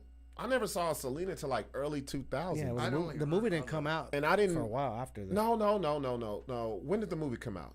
It had to be. I don't know. Was it like in the 90s, wasn't it? I think so. Let me see. I think I was in Albuquerque before I seen this shit. Real shit, because I didn't know that it was that big of a deal. So I get here, I was like, let me watch this shit. And I was like, holy fucking shit. Right. Like, I knew the story, but when you actually watch that shit and you know this bitch been next to you the whole fucking time. What did you want to find out? When was the movie out? When did that movie come out? You know what you need to see? 97? There's 97. 97? There's a new documentary out where it's like a movie series of Jenny Rivera. You know who Jenny Rivera is? Mm-mm. So her older brother Lupio Rivera, he was like this huge Mexican superstar. Jenny was like a little kid growing up with them, whatever. Mm-hmm. She was like big, and then she ended up dying in a plane wreck and all this crazy shit. Like, watch it. I'll get the name of it. Yeah, let me. Selena died in 95. So it's dope. You watch it. It's almost like a rerun of her of this. Yeah, wow. Jenny was. See. So like when we did. What about that one chick that was shot by her husband, the country Tex-Mex star, just recently? Who was that? Just recently. Damn, see, I'll be doing this shit. The one over here from Santa Fe? Yeah. Oh, fuck yeah. I forgot about that. Hold on. What's her name? I know her. That was big, yeah. I see her face, but I can't remember her name. Yeah. If anybody knows who we're talking about, please let us know. She was the artist out of Santa Fe. Santa Fe, yeah. That her husband was wacko and did some bullshit. Why he's jealous? Jealous. It's always some jealousy shit. Yeah, always. Well, let's do this. Let's go on break. Yeah, let's go on break, man. And then we'll come back and... let's go a little further. I want to see, how do you guys feel about death? Do you think about it? Are you afraid of it? What do you think happens after? All that shit. All that. Let's get into that. Let's get deep, y'all. We'll be right back. I'm tired. There ain't nothing to do. We can't go nowhere. This Rona ain't it, man. Oh, hold on, girl. Let me play you this new album I just bought. Yeah, it's going double balled up. Aluminum Foil and Cover Your Mouth Productions proudly presents 2020 COVID Hits. The quintessential sounds that got us through the Rona. Robert Isley and the Isley Brothers. Patti LaBeouf and Michael McDonald.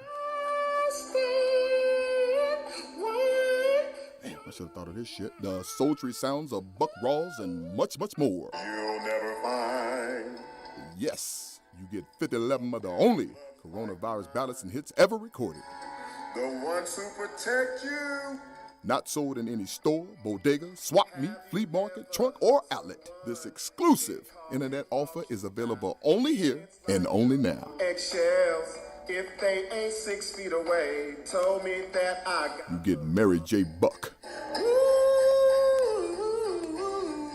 The incomparable Buck Pendergrass. Forget about a quarantine. Ain't no COVID in my place. Buck 12. COVID-19. We can't go home cause we can't go outside. And a soulful Buck Green. Love the stimulants. Yeah. Something that'll pay off my phone. And I can buy some new knives. And a gang of more songs that you didn't know was COVID classics. COVID got me tripping in my home, so stay your ass home. Remember, this limited ensemble is not to be streamed on any platform. Go back to the days that sports was on. Operators are standing by to take your money. Order now before the sounds of COVID hits get away. Yes, girl. What is this? That's that COVID hit. To order your copy of 2020 COVID Hits, have your credit card ready and call 1-800-ARONAS. That's 1-800-327-6627. Or rush $49.58 plus $80.13 in shipping and handling to COVID Hits. BS Box 6969, Department X, Albuquerque, New Mexico, 87109. Operators are standing by. Call 1-800-ARONAS. Satisfaction guaranteed. Call now. Cash App, Venmo, PayPal, WIC vouchers, and food stamps are all accepted. Baby, you gotta let me borrow this. You gotta get your own.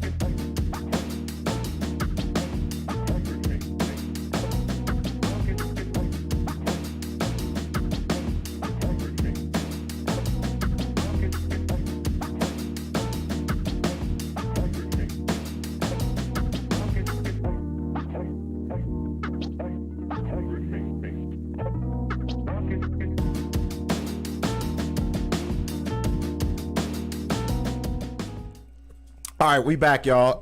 We're talking about a crazy topic, right, Sixx? Oh, crazy. That hits everybody. Everybody. Eventually. It's gonna come somewhere. Eventually. You know what I hate? I hate when people say you only live once. No, you really only die once. Yeah, for real. You live every fucking day that you wake up. And you know, it's so crazy when we start talking about it, I'm like, damn, like I've had a lot of death around me, and I've been around it and seen it. Like, and I think back. Well, this is our last day of friendship, then. Fuck you. Like I said, you know, I can't fuck with y'all. Well, fuck Larry. Larry's like every bitch I fucked died. Like what? Hey, now, at least you know I got some good CPR skills. I didn't have to use it at least 4 or 5 times. Larry and his black widow balls over here. But you know what? Now I think about it, they died like later on. Like I wasn't with them when they died. I'm only like 1 for 3 in the CPR game. I think I need to. Well, if you're shooting threes, that's pretty good. 33%. Gotta brush my skills. Jesus. I need some more chest pumping. So let's get into it though. Let's get into thinking about death, your death, like, have you guys thought about it? Oh yeah. So I mean, you know, when did you first think about it? Did this 40s when the 40s came? When my daughter was born, I was like, I gotta quit doing this shit. I didn't think when Takaya was born, I was 25. I wasn't thinking about it.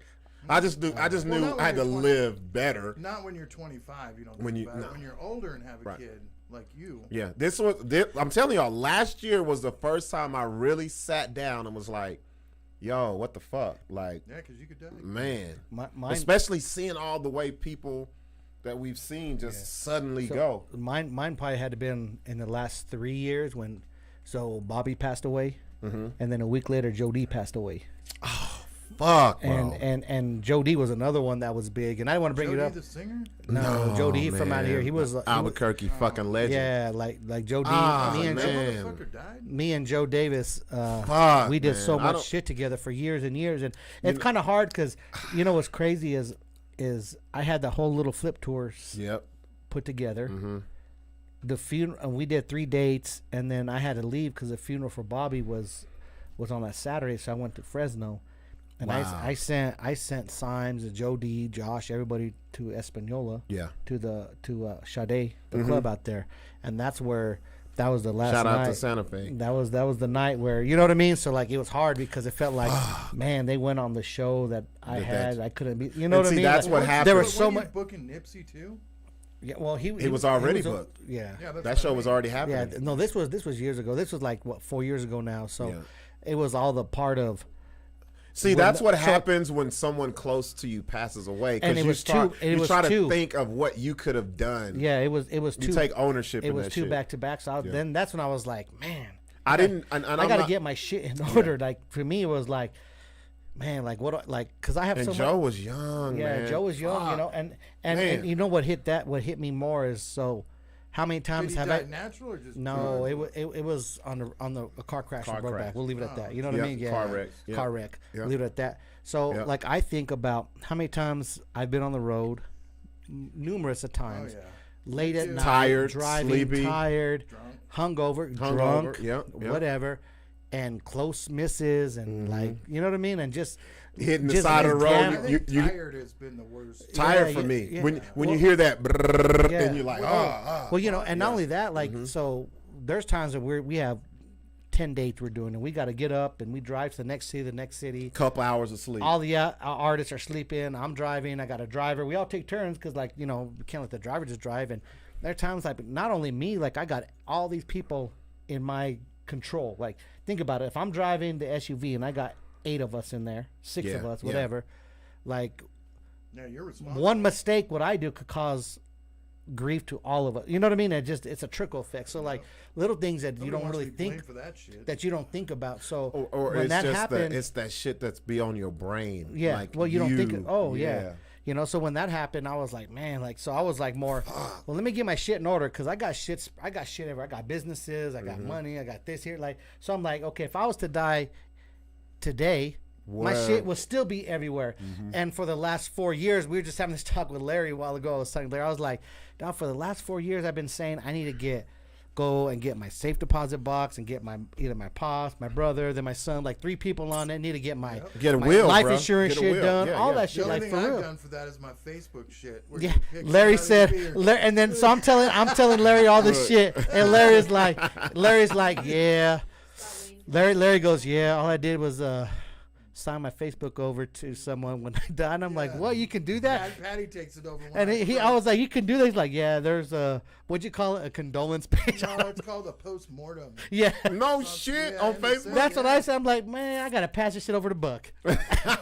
No, okay. And I'm going to say, Buck, take all my bitches in the inboxes. So there's only one person who knows how to get in this motherfucker and knows everything. It's my daughter, my oldest. Actually, no, 2, because Larry has your shit and my shit. Well, actually, 3 people. Between you and Larry and Takaya. If something happens, you have the Holy Grail Yes. right here, you guys. I always love when Larry the next day. Too afraid to even touch it. I always love the next day when Larry's like, "Damn, I woke up to messages. I got all happy. Damn, I'm logged into Sixx's Facebook." Yeah, I was so logged into his Facebook. He's like, fuck, man, I got all these notifications. Larry's reading all the inboxes. Larry's like, I'm popping. People love me. He's showing Patty, look at these bitches. Yeah. They all over me. They're sending all these pics. Babe, this podcast pussy is something else, ain't it? That was funny when he posted it. I'm like, yeah, Larry, log off. No wonder at 3 in the morning they think I'm on. They're like, you awake? I'm like, no. Southwest Insane. So this is what I'm trying to get at. And hey, bro, I love that the interaction that you're giving us.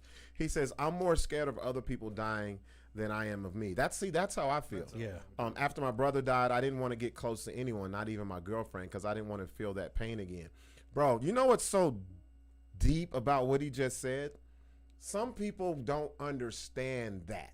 Oh, no. They will use that against you and say, oh, that's just an excuse. Like, that's a real emotion. Yeah. And a lot of men won't even verbalize, and they'll just leave it up to chance with the woman, and she's not understanding what it really is. Instead of just being vocal and be like, this is what it is. Well, that's our problem. We don't know how to communicate. So that's dope that he was able to say that. Lindsay Santini says, hi, love the show. Thank you for tuning in. But what I'm gonna talk about, like, I feel like Southwest Insane, I'm more afraid of someone close to me dying because I don't know. Are you afraid just of living after that? Like, fuck, but you're man. not afraid of like getting your shit straight so that if you do die, your daughters don't got to deal with all this bullshit? Well, I already got that. I already did that. I'm already in order with that shit. So you're like, so you want what happened? How you in order? What'd you do? So like when did life insurance? Fucking. I don't have a will, but I don't have shit to have in a will. Like, you get my TV, like. Yeah, but all that shit's going to her any fucking way. I got to will the TV to Larry. Buck gets the Red Bull shit. I want the liquor. Yeah, I'm like. So when I get drunk, I be like, I remember me and Sixx would just get drunk and be fat. Buck gets a weight room. Eat wings. Buck gets the weight room. No, but the reason why I say last year made me think about it is because all of the sudden deaths of people that you like looked up to, like Chadwick Boseman, remember that shit? Yeah. Like, nobody knew he was sick, and just to know he was dead, all I knew was that was black. It's gangster that he didn't fucking tell anybody. Didn't say shit. He exactly like all the way through. And especially in nowadays and time when you have social media and in the media and the like. Oh, he's on drugs. Yeah, he's got AIDS. Whenever black people get skinny fast, we got AIDS. We don't. It ain't no in between. Either I'll give you. Either crackhead. You on that shit. You on a crackhead, or you got AIDS. There's no in between. None. Your life is fucked up. You just can't be trying to get in shape. We just got AIDS. Tiffany Spears Collins says, it's hard. I'm doing it right now. My heart is in a constant ache, missing my little sis. See, that's the shit. Yeah, you don't want to.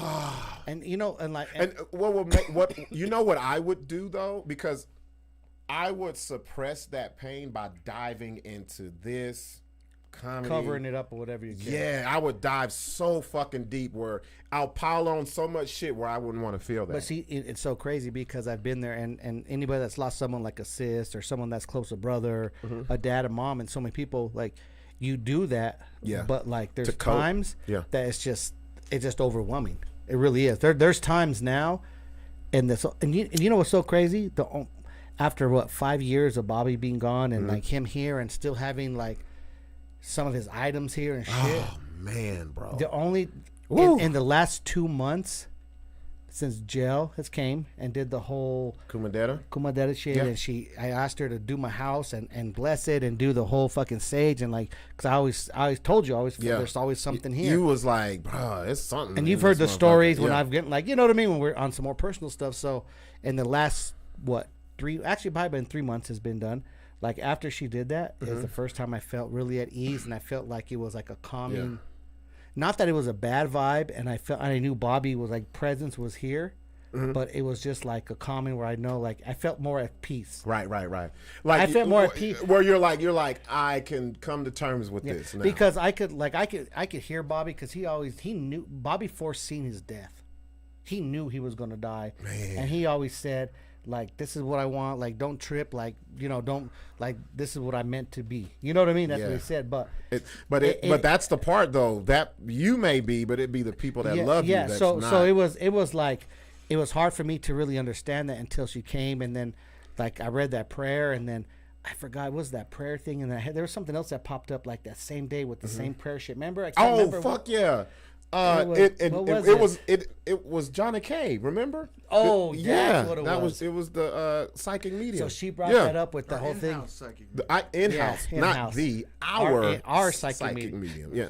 And ever since then, it's just you know what it like put my mind at ease where I'm like, you know what, he's at. Like I was the one making it more of a big deal than he would have. Right. Because I could visualize him being like, "I'll fucking let it go." But see, like I'm good. That's what we do as someone who loves and living. You're like, you want to control it, but you can't. No, exactly. So like, it took that long for me to really see it and be not okay with it, but accepting to it. I guess you should say. You know what I mean? And be like, okay, he's in a better place. It is what it is. Like, Cherie says, my bestie and I just dealt with this with her son recently. So when you're a child and you get to an age when you realize your parents could die, it's really, really upsetting for you. Woo, that's a load right there, bro. I don't know if it's like older parents. I don't know if it's because when you're older, you're preparing. I think when you're older, it's just. Like, I'm just waiting for the day my mom dies. I mean, shit, bro. She's like in her 70s. I mean, that's crazy. Waited. You know, so crazy is not that I want her to die. It's just Miss Sixx is all laughing like, oh. No, because you know what I was thinking, Larry, earlier. I was thinking because me and Larry. If we were talking about what would you do with the Mega Millions? We're just off subject real sick. $500 million. Mm-hmm. And Larry was like, "Man, I would set up everybody," and he was like, "Yeah, I would." The first thing I do is get a lawyer. Mm-hmm. And then he was like, "Then I'll get my mom a full-time blunt roller." I'm like, "Oh, like Snoop had one, yeah." And he's like. And I was walking out, and I just kind of broadly heard. He was like, "Then I'll find her someone to lick her pussy whenever she needed it." Yeah. And I was like, "Some dude." I stopped and walked back in. I said, "Larry, did I hear you right?" Fuck yeah. She's 7 I years said, "Did old. you say you'll find someone that will eat her pussy?"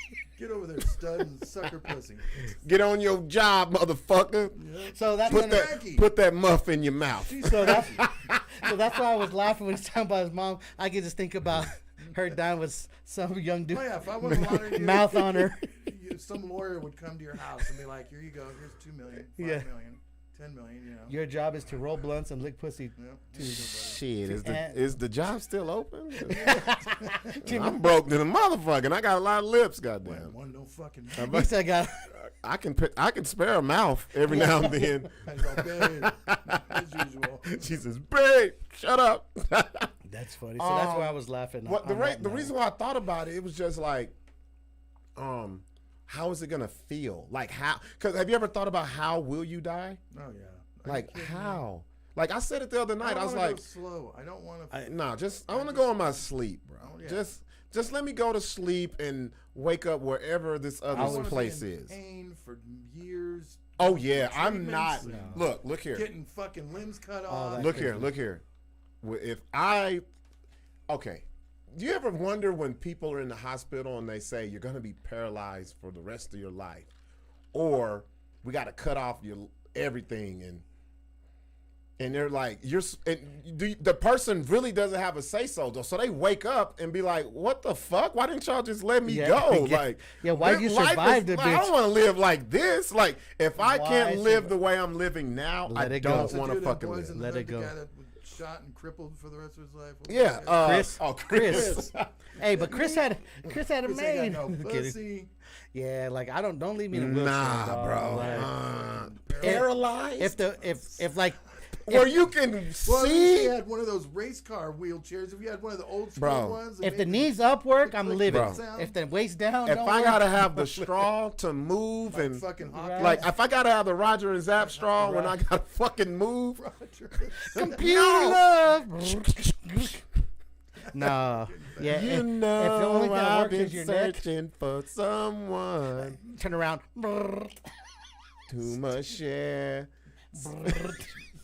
Like, no, I'm look. Ain't no one sharing shit with you. You know what? In that wheelchair. You know what I'm doing every fucking day? I'm propositioning someone to end it for me. I don't want to live like that. That's wrong. Quality of turning life. into one of those dudes that are just doing upper body strength all the time. No, fuck no. No. Because you know what it is. No. For what? For I'm not gonna, inspiration, buddy. man. I'm not finna get halfway buff. I ain't gonna get no bitches. Yeah, why? I can't fuck. Like, no. I'm like, oh, look at his upper body. And you got these two But look at the low body ain't shit. like Look here, limp, bro. free I am. legs just flopping If around. I can't have the quality of life that I'm having now, I don't want to live. I don't want to be bedridden. I don't want to be. I don't want to be where I gotta get weighted on hand and foot. All of that Someone shit. to wipe your ass, fucking feed you. All that. Once I go downhill to the point where I can't end me, maintain My yourself. mom was a End me. hospice nurse for a while. Oh my god! And bro. she took care of some people that were like paraplegics and shit. And I would go and visit this. My mom would make me go. And I'd visit with this one chick. She had to have been like in her 20s. She made you visit with her? Yeah, I mean, What she's talking about Sit. the end? well, she was all fucked up, like couldn't move, See, nothing. no, like, don't just- do me like she that. was young. To me, that's selfish. She ended of up peop- dying like because she get bed sores, they get infected. Yeah. There's no way I want to see Gangrene, someone got that I chopped love leg off. Go through that. live like that. And why would you want to save them to like? That's selfish Yeah. than a motherfucker. But I'll say I don't believe in suicide. So, Like, yeah, that's a bitch way to go. yeah. Yeah, and I don't care It's who. so I don't selfish. care if you're watching and you're like, "Oh, that's insensitive." Fuck y'all. Oh, no, I think, to me, when someone kills themselves, they kill a lot of people that are living. Oh yeah. Because they have to live with to wonder the why. what ifs and why didn't I see the signs, and I had one. that's the most whole way to die. I had one buddy of mine fucking hang himself in the garage. They didn't find him for 3 days. Bunch of college students. Oh man. They had to walk in on that shit. Oh fuck! You You just do laundry. you just made me remember. We had a neighbor. I wish my sister was on. We had an old guy across the street from us. I cannot remember his name. Blew his fucking head off in his garage. We heard it before we went to school, but we didn't know what it was. Come to find out, he took a fucking shotgun and blew his head off. He was already old. That's messy. So I'm just like, damn, what the fuck Or what was he about- going through? to Let me ask get to you that this point. question. Yeah. I don't know if you guys like know these two artists very well. The lead singer of Linkin Park Yes. and the lead singer of Soundgarden, which was actually Audio Slave. Now. Yeah, I can see their Cornell. faces, but I don't know their names. Well, you know they were friends, right? Like really good friends. They were close. Close. So do you like I've talked to Patty about this. She's like, "You're so fucked up." I think there was some gay shit going on between them, and maybe Chris didn't want to come out about it or something. I mean, Right. this is totally left field bullshit. But, and then when Chris killed himself, the same way Bourdain did, Right. from the doorknob. From the door, yeah. Yeah. The Linkin Park dude did the same exact way that Chris did. So if there's, you know what I mean? Yeah, suicide is so Nuts. It's selfish because of all the people that you And I could affect see after hanging. you. Hanging would be easy because fuck no. well, from a Hell doorknob, no. from a doorknob. I barely got a neck.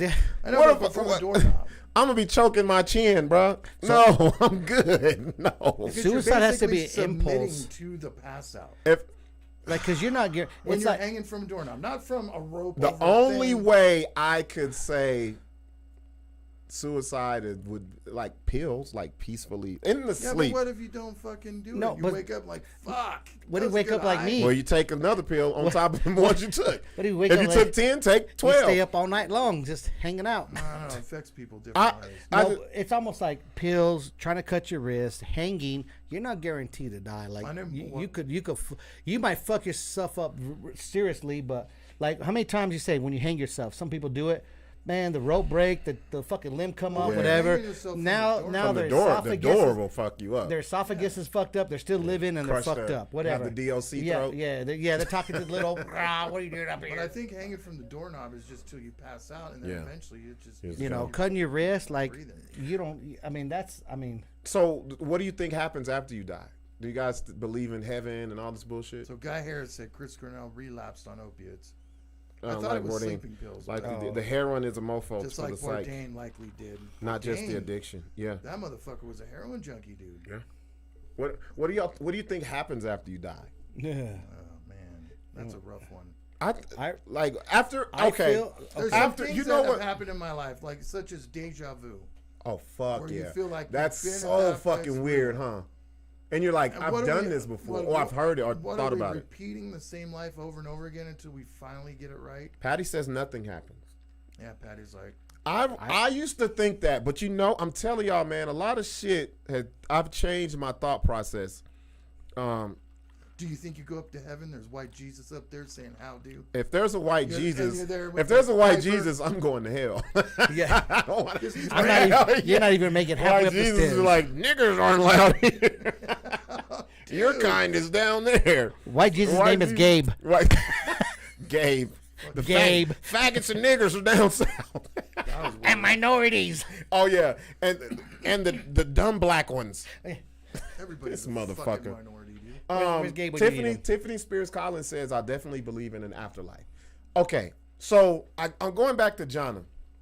The shit that she says and the way that she pulls it, there's something happens. Talking but I don't think everybody does. I don't think everybody. I don't think you go to hell. I don't think you go to heaven. I think you go to your hell if you feel. I believe if you live right, if we're living right now. And this is where I have a problem with people in religion. If you live and you believe something, I think that's what will happen to you after you're gone because your brain is so conditioned to the shit.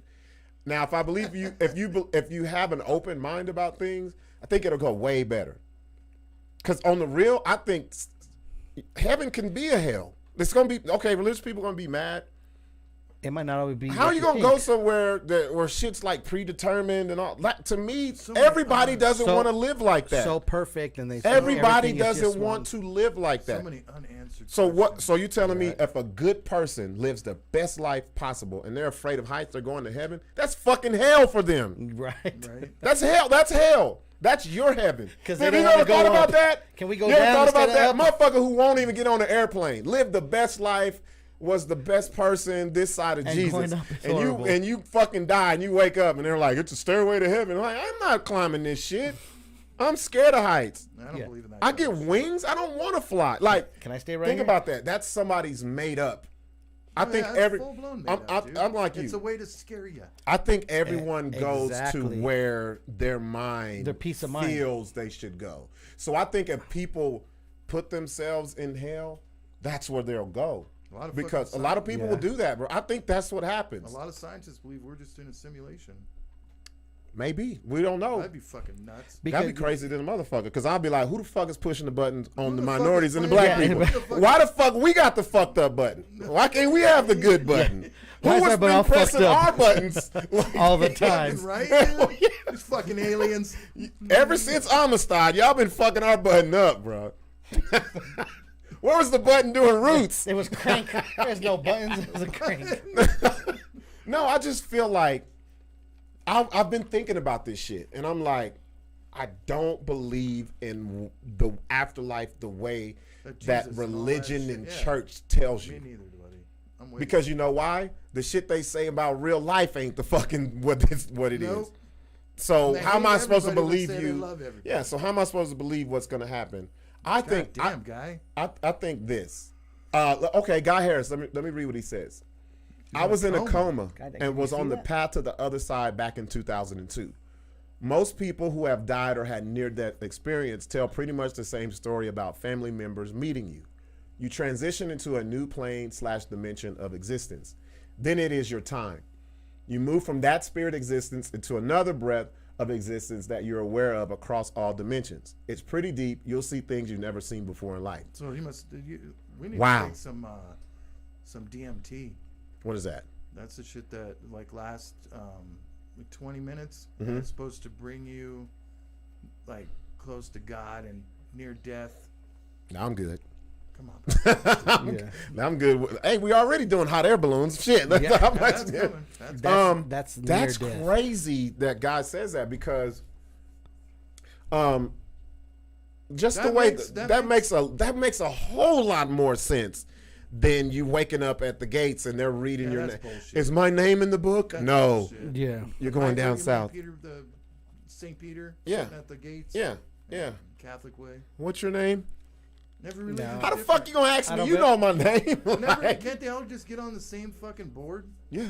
Like get on the same story. It's too many. That's what I'm saying. Too many stories. That's the reason why people don't believe this shit. I think people put themselves in their own hell. Real shit. Like, okay, you think about, we were talking about mass murders, serial killers and shit. Mm-hmm. People automatically be like, they're going to hell. They're going to. You don't know. Wait. Just hell for them is heaven. They're fucked up. They're happy to be there. They're happy. What are you talking about? You're acting like that's a bad thing. That's not punishment for them. They're like, one's murdering them. Yeah, they're like, hell yeah, let's go down here where all the fucked up shit's at. And that's why I think that's put that fucking the pentagram on his hand. Yeah, he wanted to meet. Like, how are you gonna tell me? That's like being the rock star. Like, I'm going to my Oasis. and I feel like you do, like, so I believe how you are now takes you to your afterlife, like you said. So, like, not everybody's gonna be perfect, but if you live the life you live now is the life you live after. If you, like you said, if you a fucked up person, you know that you go to the hell shit, that's not hell for them. That's fucking heaven. They're right at fucking home. If someone's been, I don't believe in that shit. If someone's holy, whatever, like it is what it is. I always thought about that, and I was like, when I explained it to people, they were like, "No, that's not how it works." How? How do you know? You just said if you're bad, you go to hell. So if hell is where all the bad people at, they're going to the fucking club. Yeah. A lot of people they happy. A lot of people do say that they meet their family members. Right. But you know but why? Do you think that's you know your why? Brain playing I was gonna say that's your so that's what I'm saying, because you think of the people you love the most. He wasn't dead; he was in a coma, right? Yeah. Right, right, guy. Yeah, he said he was in a coma. So if the people you love the most, like, okay, there's been a lot of stories of right before someone died, like the story you told us about the guy at your job, and he's like, I fucked up. Tell my family or whatever I love. The head squished. Yeah. When you know. That was fucked. Like when you love people like that much, like that's the last thing on your brain, bro. And so that's what it is. Yeah. You're not just gonna think about somebody you didn't give a fuck about. You know what I'm saying? Like people in passing or somebody you worked with or some other shit like that. I think I'm with you on that, Larry. I think that's your brain. Fucking with you, man. Because your brain is so intricate, bro, and so they still don't know what fucking. The brain is like the ocean. Yeah. They really don't know what the fuck's in that shit. Like, for real. But that's what's scary to me, because I'm one of these people that like to know what's going on. I've heard this before, too, where people are actually talking to family member as they're dying. Yeah. Both of my grandparents, Patty says both of my grandparents started talking to family and friends moments before they died. Now, Patty, when you say that, were the members there, or were they just talking like they were dead? Oh, and they were she was talking like they were there. They were there. I've had my uncles and I think that happens a lot in the Hispanic families. No, seriously, because that's happened with so my grandma, the ones I've been real close with, my aunts, uncles, it always was like, oh, I can see I'm coming home, and like they were really visualizing, like they saw their, you know what I mean, their husband, or start talking whatever. to them, like they're right there, like they're right there. Have you ever seen something in the dark and you're like, what the fuck is that? Man, I guess I gotta get. In the daytime, you look at it and you're like, oh, it was just this. Yeah. Man, I gotta find someone so I can visualize when I'm dying. I'm coming home, babe. Don't come this way, bitch. You ain't welcome here. You ain't welcome. Are you scared of that? Of not knowing? Yeah, that's the part that scares me. Not knowing how and when I'm gonna pass. And would then you want to know it if you could know? Yeah, I do want to know. You'd want to know? You know why? Okay, if you because I do everything I could to prevent the shit. Yeah, but you can't do it. Because you're a smart guy. Yeah. If you could know that when you die, and then they said, okay, this is when you're going to die, this is what's going to happen, and you try everything to prevent it. You probably kill yourself trying to prevent yourself from dying. I want to know just so I can get things in order. Well, that's why you do it now. Because. And this is so fucked up. So what's in order for you, man? right now? And I was just going to say, like, what's so fucked what's up? In order? We should live our life to where you think you're going to die anytime, because you take okay. Say this show. I love doing the show, but I don't tell y'all, man, I love doing the show. Yeah. You just automatically, this is what we do. That's what we do. Yeah. So if motherfucker told me you're gonna die at this time next year. I would cherish every fucking thing. But it's fucked up. You got to be told you're going to die before you start cherishing the shit. Yeah. And that's what happens when people do die. That's close to you. And you live, then you say, "Oh, I cherish shoulda, woulda, coulda." Real shit. And that's what happened with but I'm not going to say that's what happened with Nipsey, cuz a lot of people just fucking clout chased and all this shit. Yeah. Oh yeah. But I feel like when you know someone, that's what usually happens. But that's why I try to live now, like my life, and I try to stay so humble and I do me and don't fuck around with no one. I'm very self-efficient. I don't ask for help. I do shit on my own. You know that, right. Like I'm one of those, like. But we'll do this. Well, let's say this though, Sixx. Be honest. You don't live your life like every day could be the last. Oh no, not at all. That's the problem. Why can't we live like that? But what I do try to do, why can't we do that? Wasted so much time. But you know what I do try to do is make sure I never have those questions. Shoulda, woulda, coulda. Yeah. I should have done this. Woulda done this. Yeah. Or I couldn't. Like I think it try changes to be good when you have children. I try to live good. I try to help people. You know me. Mm-hmm. I'm very helpful. I extend my hand. I do what I can. If I have a fucking $1 and I can share 3/4 of it, I will. Yeah. No, seriously, I am that way. Your heaven is full of bitches with asses and one leg. That's where I'm going. One leg. And when he says bitches, they all come. As long as she has one leg, good enough. But they're all named bitches. Shoulda, woulda, coulda. I never want to. So like, if be like, what's your name? And she'd be like, bitch, I'm in fucking heaven. Yeah, it's. I don't need to know your name, bitch. I don't need to know your name, bitch. It's almost like with me and you. In the last year and a half gone close. If something was to happen, everyone would be like, man, I should have told Buck this. I should have been close. Yeah. I try to live where we cool with Larry, with whoever's in. You know what I mean? You know what's so dope? I try to keep that on. I'm gonna say this though. I'm gonna say this about our friendship. What's so dope? When it happened is when I started getting all introspective about a lot of this shit. Oh yeah. And so I basically opened up, and because Sixx has known me 11, 12 years already. Yeah. It's been only 9 of them motherfuckers. We both of us stayed our distance. No, it was like here it is. What is? What's up, bro? What's up, bro? How you doing? Cool. That's it. You want something to drink? Not even the whole what's up. What are you drinking? Yeah. You and LB. Yeah. Like, oh, hey, what's up, dude? But see, even not no closeness. No, like the shit that we talked about, that we even having this conversation.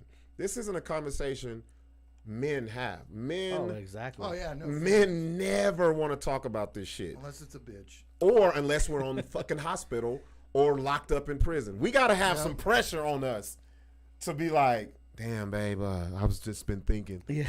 You don't just talk about it. What were we doing in prison? Well, a lot of guys what happened was... I couldn't do it. Oh, yeah. Prison is... I'd probably start... Look, I'd go to English language and come out talking to you guys all like Shakespeare. This was the last. Hark thou divinity of the podcastery. What the fuck is he talking about? No, and look, I know there's people who've been locked up, who've done time, that watch this show. I'm only saying this because, look, I don't know what it feels like to be in prison for. I know jail is not prison, but an extended amount of time in prison. Locked up. So I don't understand it, but I can say a lot of men find themselves behind the wall. And this is what I'm talking about. We don't show that shit until there's that pressure on us. Or it's your last leg, there's nothing left. Like, ladies, how many times have your dude been fucking sick, or it's in a situation where he's really backed against the wall and he's acting and saying shit that you never thought he would ever say, and it's like, do you ever think like, why the fuck did it take this for you to even get to this point? That's how men are. Yeah. Well, we gotta have some pressure on us for us to fucking and that goes do that with shit. Anything. That goes with, if your girl busts you doing some shit, she's about to leave you. What does the dude do? Oh no, babe. Okay, let me. I appreciate you now. So wait. It's not like that. It's like, don't leave. Like, I'm gonna kill myself. Yeah. Oh, that's the most wackest shit. So don't leave. I can't live without you. But you can live with all the 8 bitches you were with last week. Let me see what God says. All the people that he said, hell for the people that love murder and horrific shit is coming to an existence where nobody dies, and within that existence, where you occur in every dimension and become one with all nature, means you will be forced to live with the entire existence, thoughts, feelings, emotions, pain of all those you who are wronged at every point in time. Time is a dimension. I love Guy. Guy's real fucking. Guy get I don't into know. him. Have you ever met Guy? Yeah, no. You met Guy. I met him a few times. He was at the bar. Yeah. So it's a big dude? No. He's a shorter, light skinned guy. Shout out to Nine. I met Guy Harris through Nine. And Guy's always like supported and been on the show. Always commented. Always. Showed up to the club Comedy, even when he was not performing, just Yeah. to show support. Like he shows support everywhere around. He also says, all the people that you did wrong are forced to live that existence that they put you through. If they didn't come to some repentance, it will be hell. I like that guy, but Guy's definition of hell makes way more sense than any fucking church I ever went to. So you're gonna tell me the guy, not the guy who's an arsonist who's burnt up kids goes to hell where all the fire's at. He's in fucking playground. Yeah. That makes no sense. But you see what I'm saying? But I like the way he broke that down. I never really thought about it earlier when you said like, so you have these serial killers, whatever, like hell. Like they live in their own hell on earth. So if they say you're going to hell, like you're not punishing them. They're like, motherfucker, I couldn't wait to go to hell. Their punishment be like send their ass to heaven. Yeah. They can't stand. But see, that's the contradiction, though. But that's where you learn. It's called common sense. But that's where the religion came in and be like, oh, if you do wrong, you're going to hell. It's the worst thing. As a young kid, we all know this. Even if you're like religious or you heard this, even if you weren't in churches, it was about if you do bad shit, you're going to hell. You're going to heaven. I will say this. They try to instill that shit into you at a young age. I will say this. I do believe there's consequences for doing fucked up shit while you're alive. Yes, definitely. Yes. Definitely.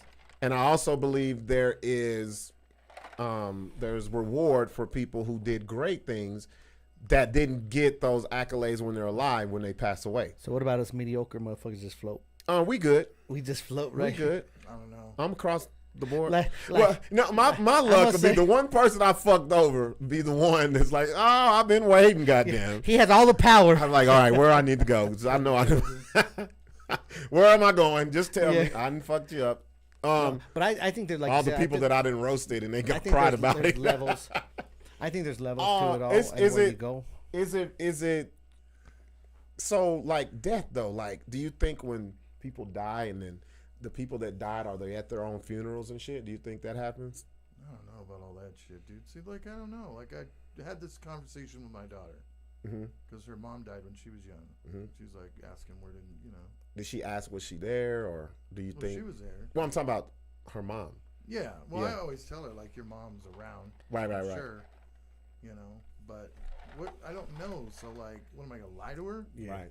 You try to be around the bush. See, that's the best. That's the best parenting because you can fuck up a kid on a lie. Yeah. I'm not gonna look how I'm like hate religion and all this shit because of the shit that I went through when I was pumped a kid. with lies.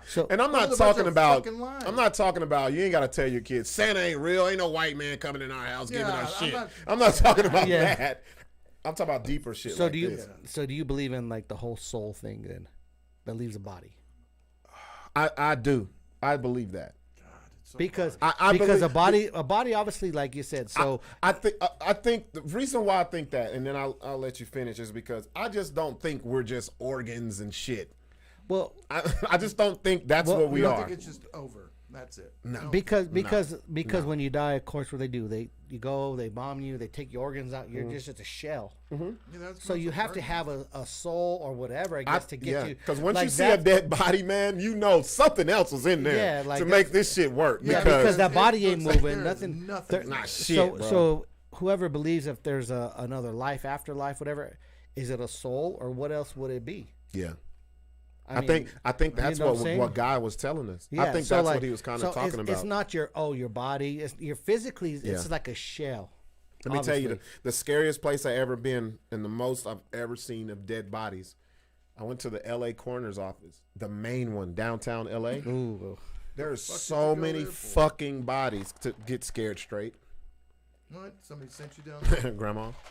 God damn. Let me tell you. So they come out. And they're like, you're going to see dead bodies everywhere. You're going to see open wounds. You're going to see gunshots. You're going to see dead babies. You're going to see people that's like rotted and all this shit. Whoa. Yeah. So what year was this? This was early 2000s. And they're just 99 2000. They have a program for this. Well, yeah.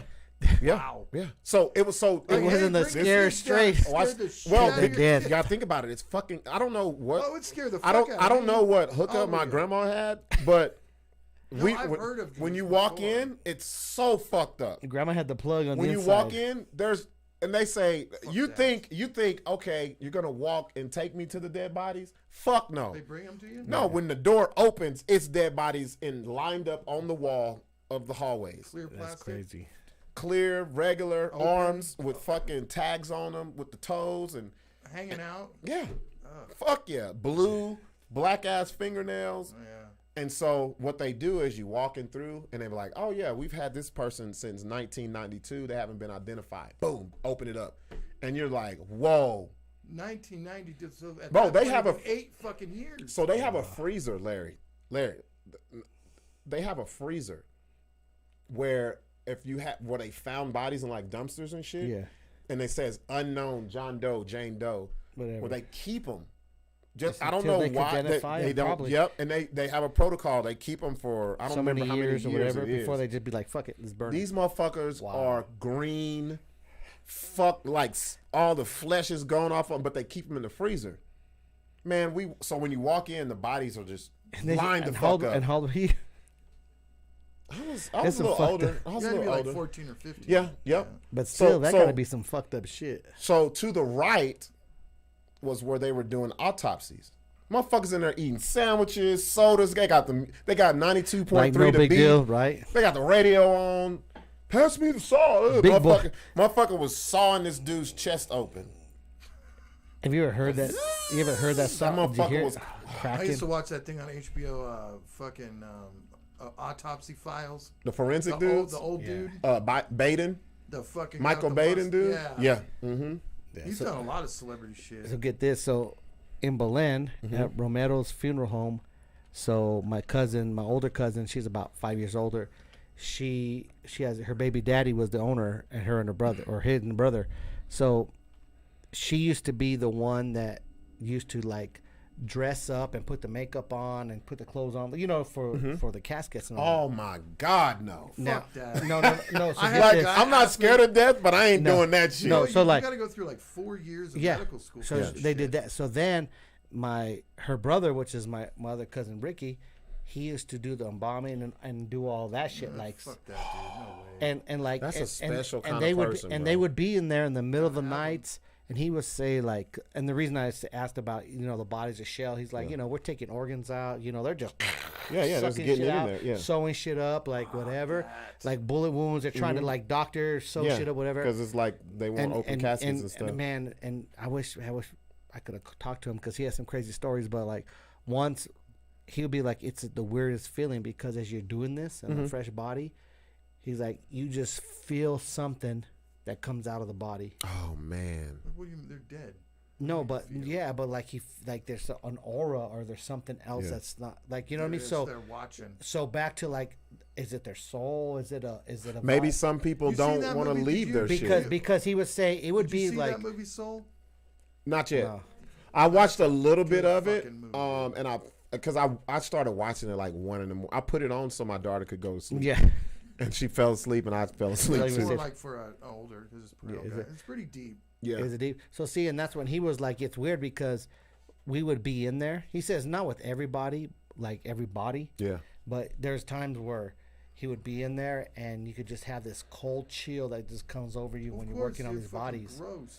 And it's just like, and it'll come and you just feel like there's someone, Yeah. like I couldn't if do you it. know if there's someone behind you or they Yeah. feel like there's a presence in the room. I think And this it's is so Do it crazy. From like a certain age up, like 18 and over, I could Nah, do I ain't fucking with none of it. that. But not. And he would do all that. Babies, I couldn't do babies. Well, and see, No, well, that's the kids. thing. They Yeah. would do all that, and it couldn't was do just it. like, I couldn't do it. and he would be in there by himself at night. They'd call him at 2, 3 in the morning, Fuck that. whatever. Little kids in horror movies are the most scariest shit ever.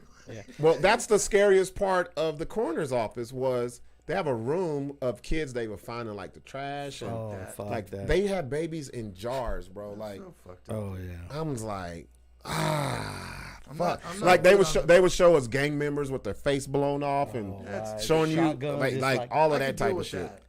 Yeah. I can deal with blood. But the baby shit was fucked up. Any kid shit got to be messed up. And they tell you the whole story. Yeah, and I think about it, I was like, were they making this shit up? No, because there's people And they were like, fucking abuse kids. Yeah, and so I was thinking, I was like, is this a scared straight situation? Which it was.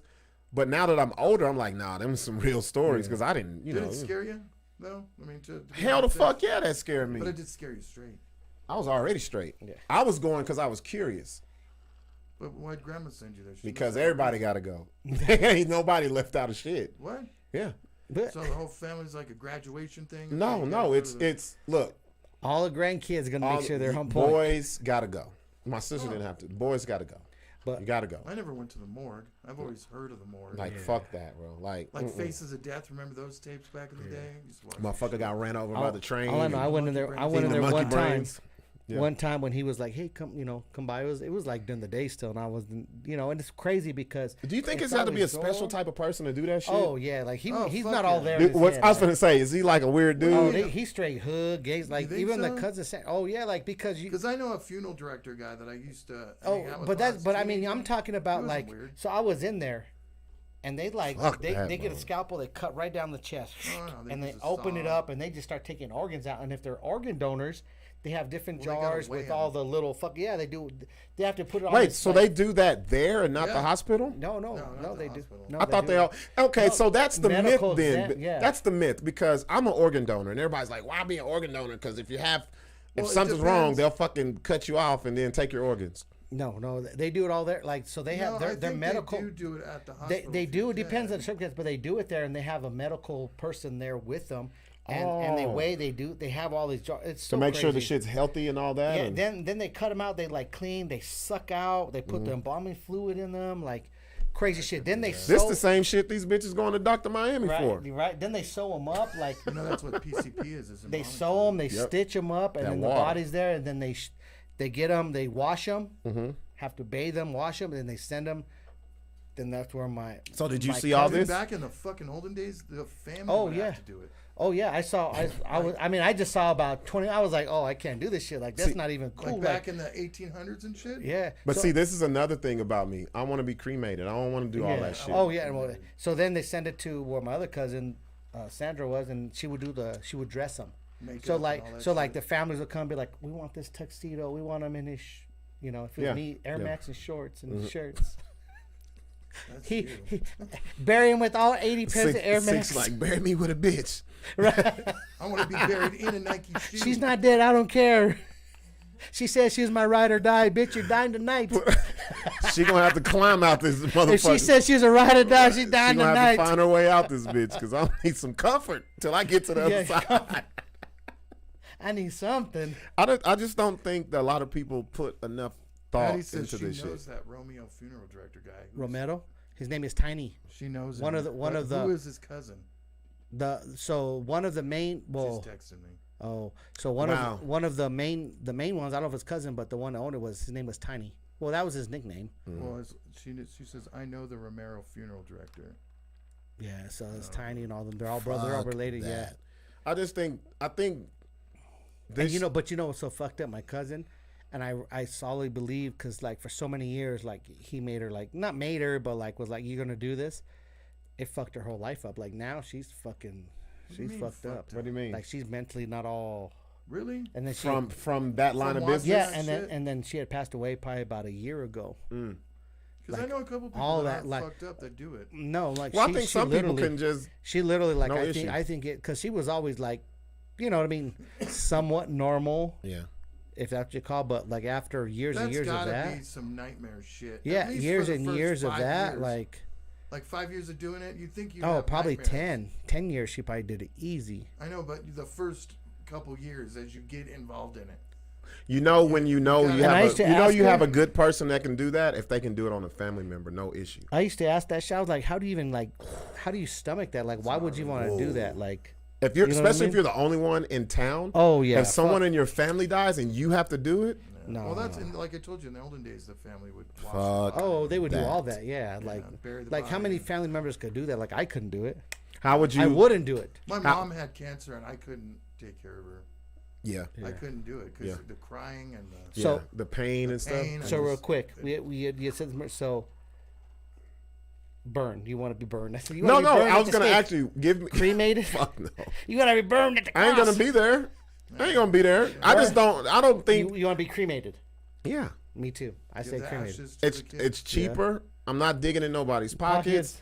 You ain't got to do all the what do I want to wear because you. You know what's so crazy None of that shit. is like the whole Catholic shit growing up in it and all that. I was like, oh, like that's not the way to go. You sin if you burn your body. You got to be whole. You got to rise. I'm like, what? Like, That's crazy. All that shit's crazy. Yeah, like all that shit. I'm just like, I'm like, it don't man. matter because when have you ever seen in the Bible that someone has the clothes on that they had on in the casket? And I Right. remember my Hell, Jesus didn't even have the same clothes on. Right. This remember motherfucker had a whole new fit. The fuck? your grandma died, right? Yeah. And she buried? No, my grandma was cremated. Okay. Yep. So like, and then so if someone's cremated, do you have their ashes at your house or no? Not ever. Well, okay, so Would you ever? my cousin Crystal, she passed away. She died in her sleep from diabetes. She was 27, 28. Oh dang. And she was cremated, and yeah, they kept the ashes. Would you keep Would I keep? ashes? No. that be You know what I would do? I I would basically if first of all, if I got your ashes, I know you. That means I would want to spread them wherever I feel like the best for That's you to where be. I feel too. Like, so my grandmother, her ashes, and I want to. Hopefully, I'm saying this right because I've heard this from somebody. I believe my sister. My grandmother's ashes were spread in a lake where she grew up. My grandmother grew up in Arkansas, okay. so they took it to that lake and spread her ashes. That's what I feel like. I think I may be wrong, but People, I think that's what the ashes should be instead of the people like, oh, it's my urn. I put it on my mantle. Fuck that. One night we like be I partying. never went to your house. No, you know how many parties If we any had there? mantle, hey, look, if I pass, if you put me on any mantle, put me right up there next to that fucking Wait, let me say this. Wait, the big expensive bottle. I would never put nothing on my cajon. They go Sixx's one Spanish In word the a month. cajon. You can press that ashes way. now into diamonds and shit. Yeah, you can do everything. What? Yeah. Make me into your watch. You know my. You know where Press mine. me into your watch. Nah, man, take mine to Hawaii. Fuck that. Drop my shit off in Hawaii. Oh, Or Bora Bora. Speaking of vacations, Oh yeah. what? Puerto Rico. On our brighter light. You guys are March. going to Puerto We're Rico? going to Puerto Rico March. Happy March. birthday to all these No birthdays Jamaica, in March. huh? No. No, because the passport shit was too fucking. Yeah, that's a pain in the ass. So we narrowed it down to. We said Hawaii first. And we're Al like, fuck and my sister's I've never birthday. known Al anybody Green. go on vacation. to Al Puerto Green Rico. and Neek. Me neither. But fuck it, we're gonna do But it. remember, one of my destinations I wanted to go, What's Puerto Rico? and guess what? We're going. Puerto Rico. I'm down. Yeah. Those Airbnbs are pretty dope, though. They're nice. They're fucking gorgeous, huh? Ooh-wee. How much for the Airbnb? It was Like like only 20 like $280 it was a like- piece It for was each like person. $2,500 for 8 days. Yeah, kind of the same for Yeah. Hawaii. It wasn't.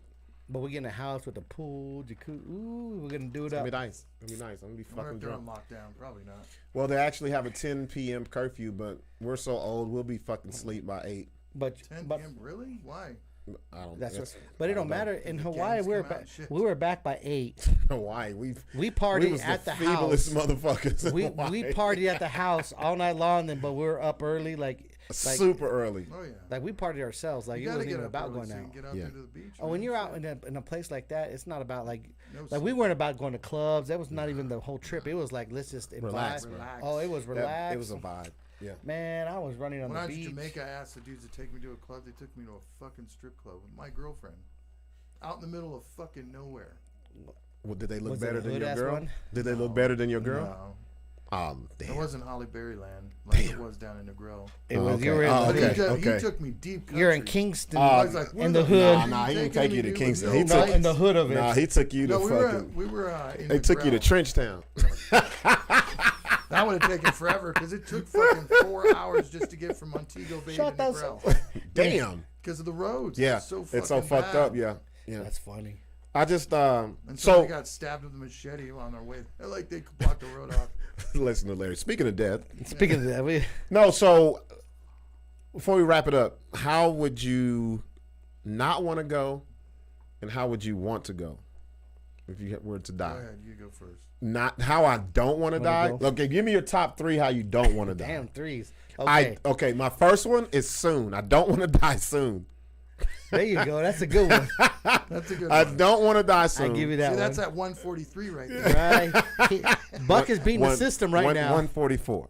Buck is beating the system. I don't want to be burned. Well, no, I take that back. I'm not going to be specific. I was watching Game of Thrones, dude. They're burning people left and Yeah. But it was so cold, half of the time he was feeling good. They were happy. They're like, yeah, burn me. Burn me. I don't want burn would suck. I did see a guy get burned. Fuck that. In a car. Have you ever? I watched that video of remember the Vietnamese motherfucker back in the 70s, 60s Oh, or yeah. 70s? He's a monk. How Who the fuck? That's That was mind fucking power crazy, right there. dude. No, that's who? fucking Yeah. They retarded. say you like stop breathing because all the oxygen sucked out of the air That's around true. you, so. Yeah. See, that's too scientific to me. 'Cause Yeah. I'll be just Fuck that. Like the pain of just. the smell. No, I burn myself Yeah, it with the doesn't little. smell You ever have a lighter and hold it too long to a candle and you burn your little thumb? You know how much that hurts? Just that little We're bullshit. in Puerto Rico. Imagine the whole burn. You see that? That's a burn right there. God damn. I think that's from an iron, if I believe. And that shit bubbled up. I had to. Oh fuck that. That shit I got hit burned with a like 600 for months degree after. Oh, nozzle before. That's what I'm saying. Like any little burn, it hurt. Imagine being like your And it flesh. gets infected easy too. Can you imagine if you were so- burned and then just laying there in the bed with skin grafts? yeah. See, that's what I'm So saying. many. infection. Kill What if me. you don't die? Kill me. Because you don't die. You know what it is the pain. We're you'll skin feel. graft. No, fuck the other. That skin's fucked up. Yeah. No, they There take ain't- dead body skin and put it on. Don't- Dead body skin is fucked up. Yeah. I don't want it. Don't Frankenstein my shit back. Just let me go. And it don't look right when you get it put on. Yeah, It's it looks not like a screen. Like You're a patch. You got white and it black. looks like a patch. front of the like one speaker right part's here. A lumped bunch up of- compared to the other part, and you're like, what the fuck? Okay, so I'll be specific. He Okay, said- I don't he want to said die soon. soon. I don't want to be burned. And this last one is hard. I don't want to be in a position where I see myself when I know I'm about to die. Like, what do you mean? Like fall out of something, or And like you the ha- dude in the 9/11 and you shit. have 30 Or- seconds to see Oh. yourself Up in a die. hot air balloon? Or like when someone's on death row and they know they're about to. Die slowly. You just I know. think You don't want to falling out of a foresee. hot air You don't balloon want to would be be about pretty your bad. death. Larry, you just fucked it up. Yeah. We're gonna take pictures while that shit's on the ground, and we're gonna be Pretend. We're gonna be like, oh, this is great. You know- oh. you know how It's they on put- green screen. cut. You know how they do it, where they put a rope on where you're gonna go about 6 feet, and then with the rope holds Yeah, you? leave me anchored, bro, so I can just jump out that bitch. So you have your three there. I just don't want to see it. That makes sense. Like, can you imagine Seeing the someone, ground coming close. Yeah. or just seeing someone pointing a gun at you, dead in your face, and they're talking shit, and they're like, "You're gonna fucking die," like that, shit like that. Like, I don't want Spell to know. restaurant. Yeah. Do run, Durant. Give me a- Mama, look at my- Run. Give me Fuck it, another. I'm dead. Like, no. Give me Shout another out- word. Shout out to fucking Patrice Give me O'Neal. Give me another word. Banana. I would have- Shit. Banana. But. Wasn't that shit funny? Banana. I put 6 on that. He fucking cried. There's so many more you haven't heard. La la la Yeah. la. Master P. Oh yeah, that was Tulu. Right. You know, I already It's fucking Tulu. know my three because What's I already yours? know. I know. I don't want to drown because it's a slow. You inhale like you like. You know what I Oh, mean? just The can you just imagine non-breathing, in a can't breathe. Yeah. And it's gonna take a while. And you're gonna just not Especially breathe. up in the Bering Sea. It Yeah. freezes you. before- Whatever. So you're not gonna breathe. It's gonna choke you to death. Well, weren't you talking about buying a fucking stupid Sea-Doo, you dumbass? I don't mean I'm gonna drown. that ain't gonna drown. Shit. How do you know? We Get just knocked in the head. we fucking- just Oh, that said you was gotta dope. live your life now, Larry. We can't just be Hey, locked wasn't up. that a dope Sea-Doo though? That was dope as fuck. But Larry, that looked pretty dope. Shout out to the lake this summer. Yeah, God we gonna damn. send all the links. So back to that. Thank you. I always had this like phobia or fear of getting my throat cut. That's because you're Mexican. Maybe it is, but like knives I and feel blades because if and it shit. cuts your throat, Shoot. You guys you're going gonna to you're Puerto gonna Rico too, where they you're just gonna love doing gargle that and shit. you're gonna Man. die slowly of that shit. You don't die instantly. You know what I mean? Like that has to just be like, Oh yeah, there's a lot of that shit in Game of Thrones. yeah, you see the People's throat cut throat, like fuck. that. Fuck no, because Or disemboweled, yeah, like where your Right. guts fall Yeah, out your of your shits stomach. fall out. yeah, That shit happens so fast. You don't die right then. You see that. Like Hannibal shit where it splats. Oh yeah, you see it. And then of course, like my third one is being burned to death. Like fuck that. Like I think you burned feel is it burn. everyone's. Because you could just feel like I want to be just like you don't want to suffer, bro. When you said I don't want to see it. Yeah, I don't want to see it. Like if they're gonna shoot me in the head, I'm gonna see it, but I'm gonna die instant. I'm hopefully not gonna feel it and not wake up. If I fall out of a fucking airplane and I'm coming down, I know I'm gonna die instantly. I'm not gonna feel it. It's gonna be a splat and I'm done. Yeah, so it's not gonna be the pain. There's gonna be a little bit of hurt. Maybe but like nothing like a throat cut where you just feel it. Water like a belly flop. It's gonna be like that.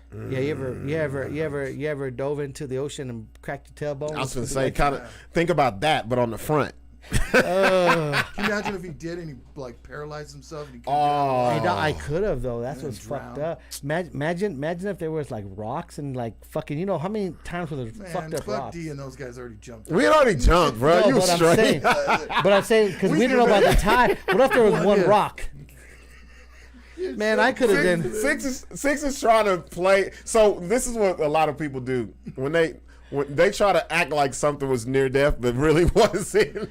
I could have fucking died, man. You was in 2 teaspoons full of water, man. Yeah, and we jumped like 18 feet. I could have been paralyzed. I could have been. I ain't gonna lie, because I thought about it. I said, was I not supposed to jump like this or what? Because like everything seems cool when I jumped in. You had the right tide, and of course when I get up there's like no tide. I'm like, it's not here, and the pressure. You waited too long to jump. There's like everybody behind me. No, Sixx got pressured into jumping. Everybody like, there's no tide. It was like, jump, fuck it. What are you doing? And then the little fat Simone dude's like, you gotta wait for the tide.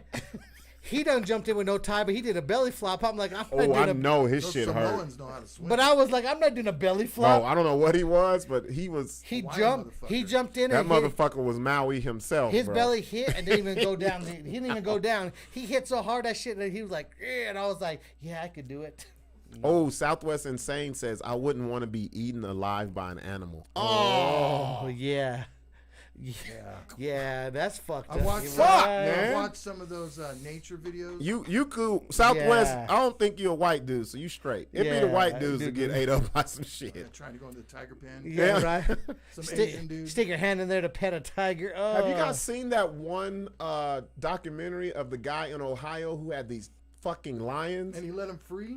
No, he fucking had them in fucked up conditions, and they ended up electrocuting because he was running a generator in their cage and the fucking ground wire hit the wire and they were trying to jump at somebody and they fucking electrocuted them.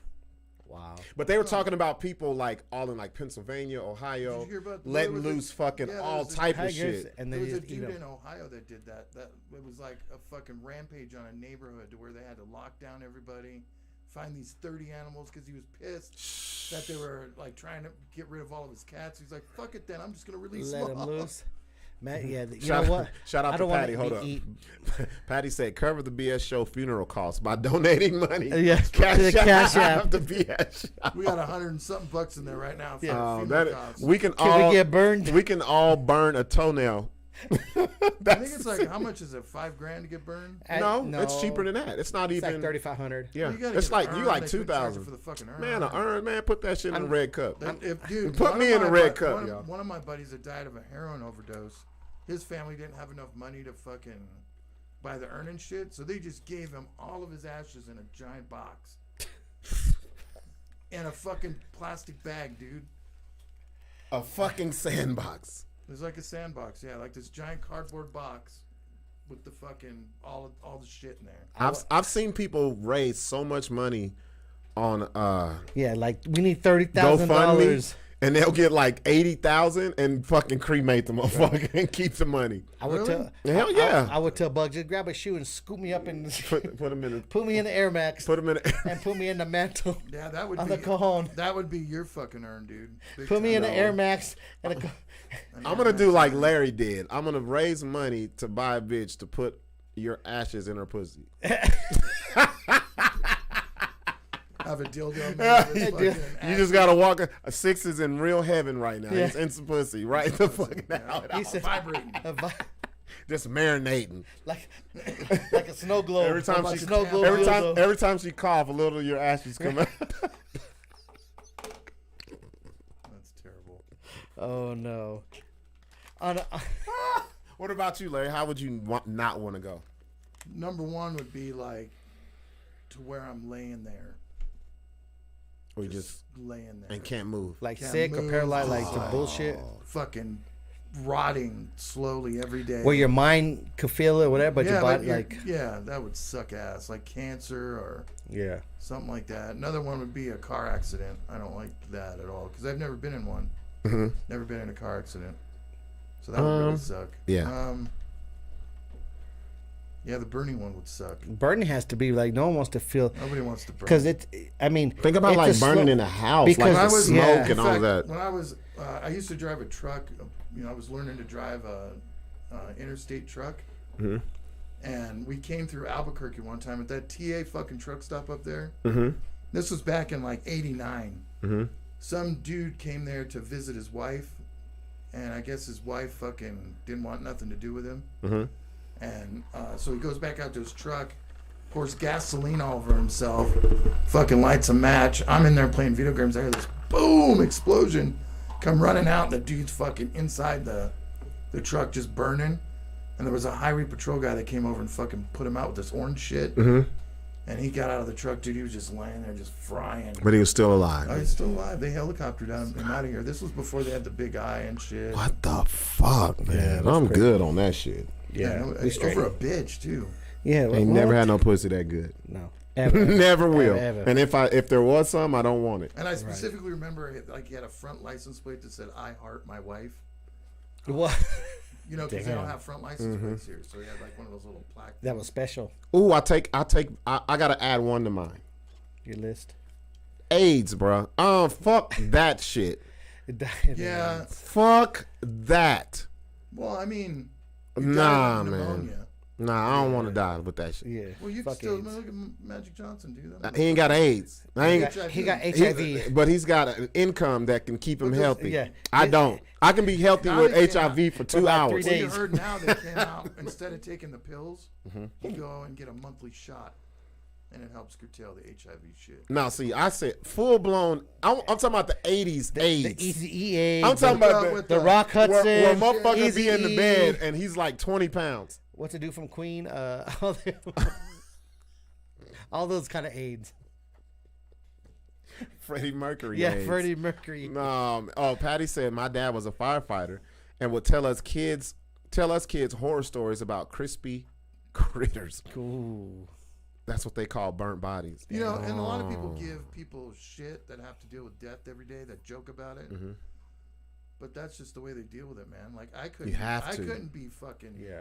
Could you take that shit I'd home? have to joke like about you have to release it some way. Like, yeah. This motherfucker. Dude. No, you God have damn, to. Like you that. Drowning or suffocating alone, Southwestern Stain. Or what about choking on something? Have you seen that one show that's on? That's Amazon? almost like, I think that's almost like the drowning. Anything that has to do with if you're choking on a nut or something and you can't get it out by yourself. Wait, there's a couple of bitches that be on some nut chokes. You know what would suck? The corn dog shit. No, think if you were having sex with somebody. Think if you was fucking somebody and they died. Yeah, that would be bad. That would be horrible. Well, 6 is probably. Why I gotta have that body count on me? Because you. How would you feel? How would you feel if you were fucking someone, and like the first time you fucking, you know, my first thought would be, and they fucking die. You know, my first thought would be like, I'm going to prison because they would say I did it. My first thought would be, my first thought would be like, I don't know this bitch. Fuck, like they're gonna think I killed this bitch. Yeah. Well, you technically you did. Like, dick of death. That's hilarious. Dick of death. Dick of death. The dick of death. Patty said it wouldn't be horrible to the person who died. Like for real, if you wake up on the other side, how did you die? Ah, shit, I was fucking. It's pussy, man. That's how you go. I mean, like, it would suck if you didn't bust your nut. Yeah. Think about dying, fucking, and you didn't get your nut. Well, them or you? Them or you? Well, you get right close and then. So let me tell you this. Let me ask you this. So say you're fucking someone. Comes Say 6. I know what you're gonna say. Sixx, I know what you're gonna say. When do you stop? Sixx gonna create necrophilia on, like, you know what? I've never had no pussy like that dead pussy. Oh, I can imagine Sixx keeping going. It's like I got my homeboy to a manhole. Like, Did you see Sixx just keep going? you're like, Some bitch died. I'm 30 seconds away. Do you stop? I don't know. Maybe she just And holding. it seizes up. Did she stop breathing? She holding her breath. What are the two? Oh, Sixx. Oh shit! You know what? Oh man, I that's think that's a good stopping point. Guess yeah, what? bro, that is so fucked up. You fucking motherfucker dying, you don't know, and the body seizes stuff, and you're like, ooh, she giving me the death stroke. Literally. This bitch does Pilates. Oh. This bitch does Pilates. You said the death rattle. Man, that's so nasty. Oh no! So you know what? Hey, make sure you tune in on Friday. We're gonna have our fucking breathalyzer. We're gonna do the breathalyzer. So, okay, Sixx, I forgot to tell you. No, I just thought about it. I told Zach he could come on the show. Zach Abeta. So we're gonna have Zach Abeta as well. Well, yeah, because we can't drink for 2 hours straight. Anyways, Ratchet Hour will be the. Actually, we could, but Yeah, we could. But we'll have Zach see what he has going on, because he hit me like 2 weeks ago and he was like, "Hey, can I be on the show?" Yeah, again? I'm down. I'm down. Well, he never was here physically. He was only, or is he gonna do Zoom? No, he'll be here. Okay. All right, cool. He wasn't here physically. He just did Zoomed us last time or on the Did phone. he? Yeah, he wasn't here. Oh, he wasn't. He would zoom in. No, he was here. He was here Zach on a Abeta was very here, fucking and so one of was the first Anthony. early show. Yeah. With so was Anthony? Oh, was before Anthony? No. No. It was. I'm gonna tell you the people who came. The three. It was Josh Fournier. It was Loy and him. Oh yeah. Remember, they were the first like three. Yeah. But he, I know he's been doing some shit during the He hasn't Rona. been to the new setup though. So we'll do that, and Yeah. then when in the Ratchet Hour time, we'll do the whole breathalyzer. That's just coming in the mail on Yes, sir. Thursday. You guys can't drink the first half of the show. Yeah, we're not. No, we won't. We won't. No, we. It sucks. We We won't. Up to smoke weed. We won't. No. No, Fuck no. You want us to be dead, Larry? Fuck no. So we'll do that. Make sure you tune in on Friday. Make sure you hit the Cash App, the BS Show. Make sure you Yes, hit sir. the BSShow.live. Yes. Make sure we got no more other followers tonight. Go Yes. follow us, man. We got 130 on You ain't gotta follow us, so let somebody else follow us. Subscribe to for us. fuck's sake. Man, 139. Can we get to 140? Fuck. Yeah. One fizzle. So Everybody that tuned in tonight, shit. I also don't need any more Facebook likes. no. Yeah. Give us some fucking Man, YouTube fuck shit. Facebook. Yeah. So we'll be back on Friday. What were you gonna say? I was gonna say, you guys live your life like you never know that you're gonna die. Real There you shit. go. So like your, real your shit. Your worth is more. There you go. Yeah, Yeah, there you go. Damn, we sound like fortune cookies and shit. Bitches is what we're sounding. No, I'm just saying, like, think about it. Talk to the people you love about death. There you go. Don't. What do you mean, like- but I feel like I think that will make death a little more acceptable for people. No, nobody's ever been accepted. A little more. Because What think you about saying? think about if you It'll make never him- talked about it'll make anything. it more comfortable. I don't know about acceptable. It might be comfortable. It's like for them. this. It'll be like if someone passed away, you'd be like, I don't know what we never talked about this. Mm-hmm. If someone says, if I pass, this is how I'll feel about it. You would know. You wouldn't have to wonder. Because when you live on, you'll rack your whole fucking brain, be like, what did they think? Or they never told me. And then, like, you know what I'm saying? Just, I think a conversation about it is healthy. No, it is. Especially with your kids. And don't lie to them. Have to. You have to have it. Don't lie to them. You have to have it. Now and not later, goddammit. So, we out, y'all. Man, we appreciate you. We'll see you on Friday. For sure. Fucking that was quick.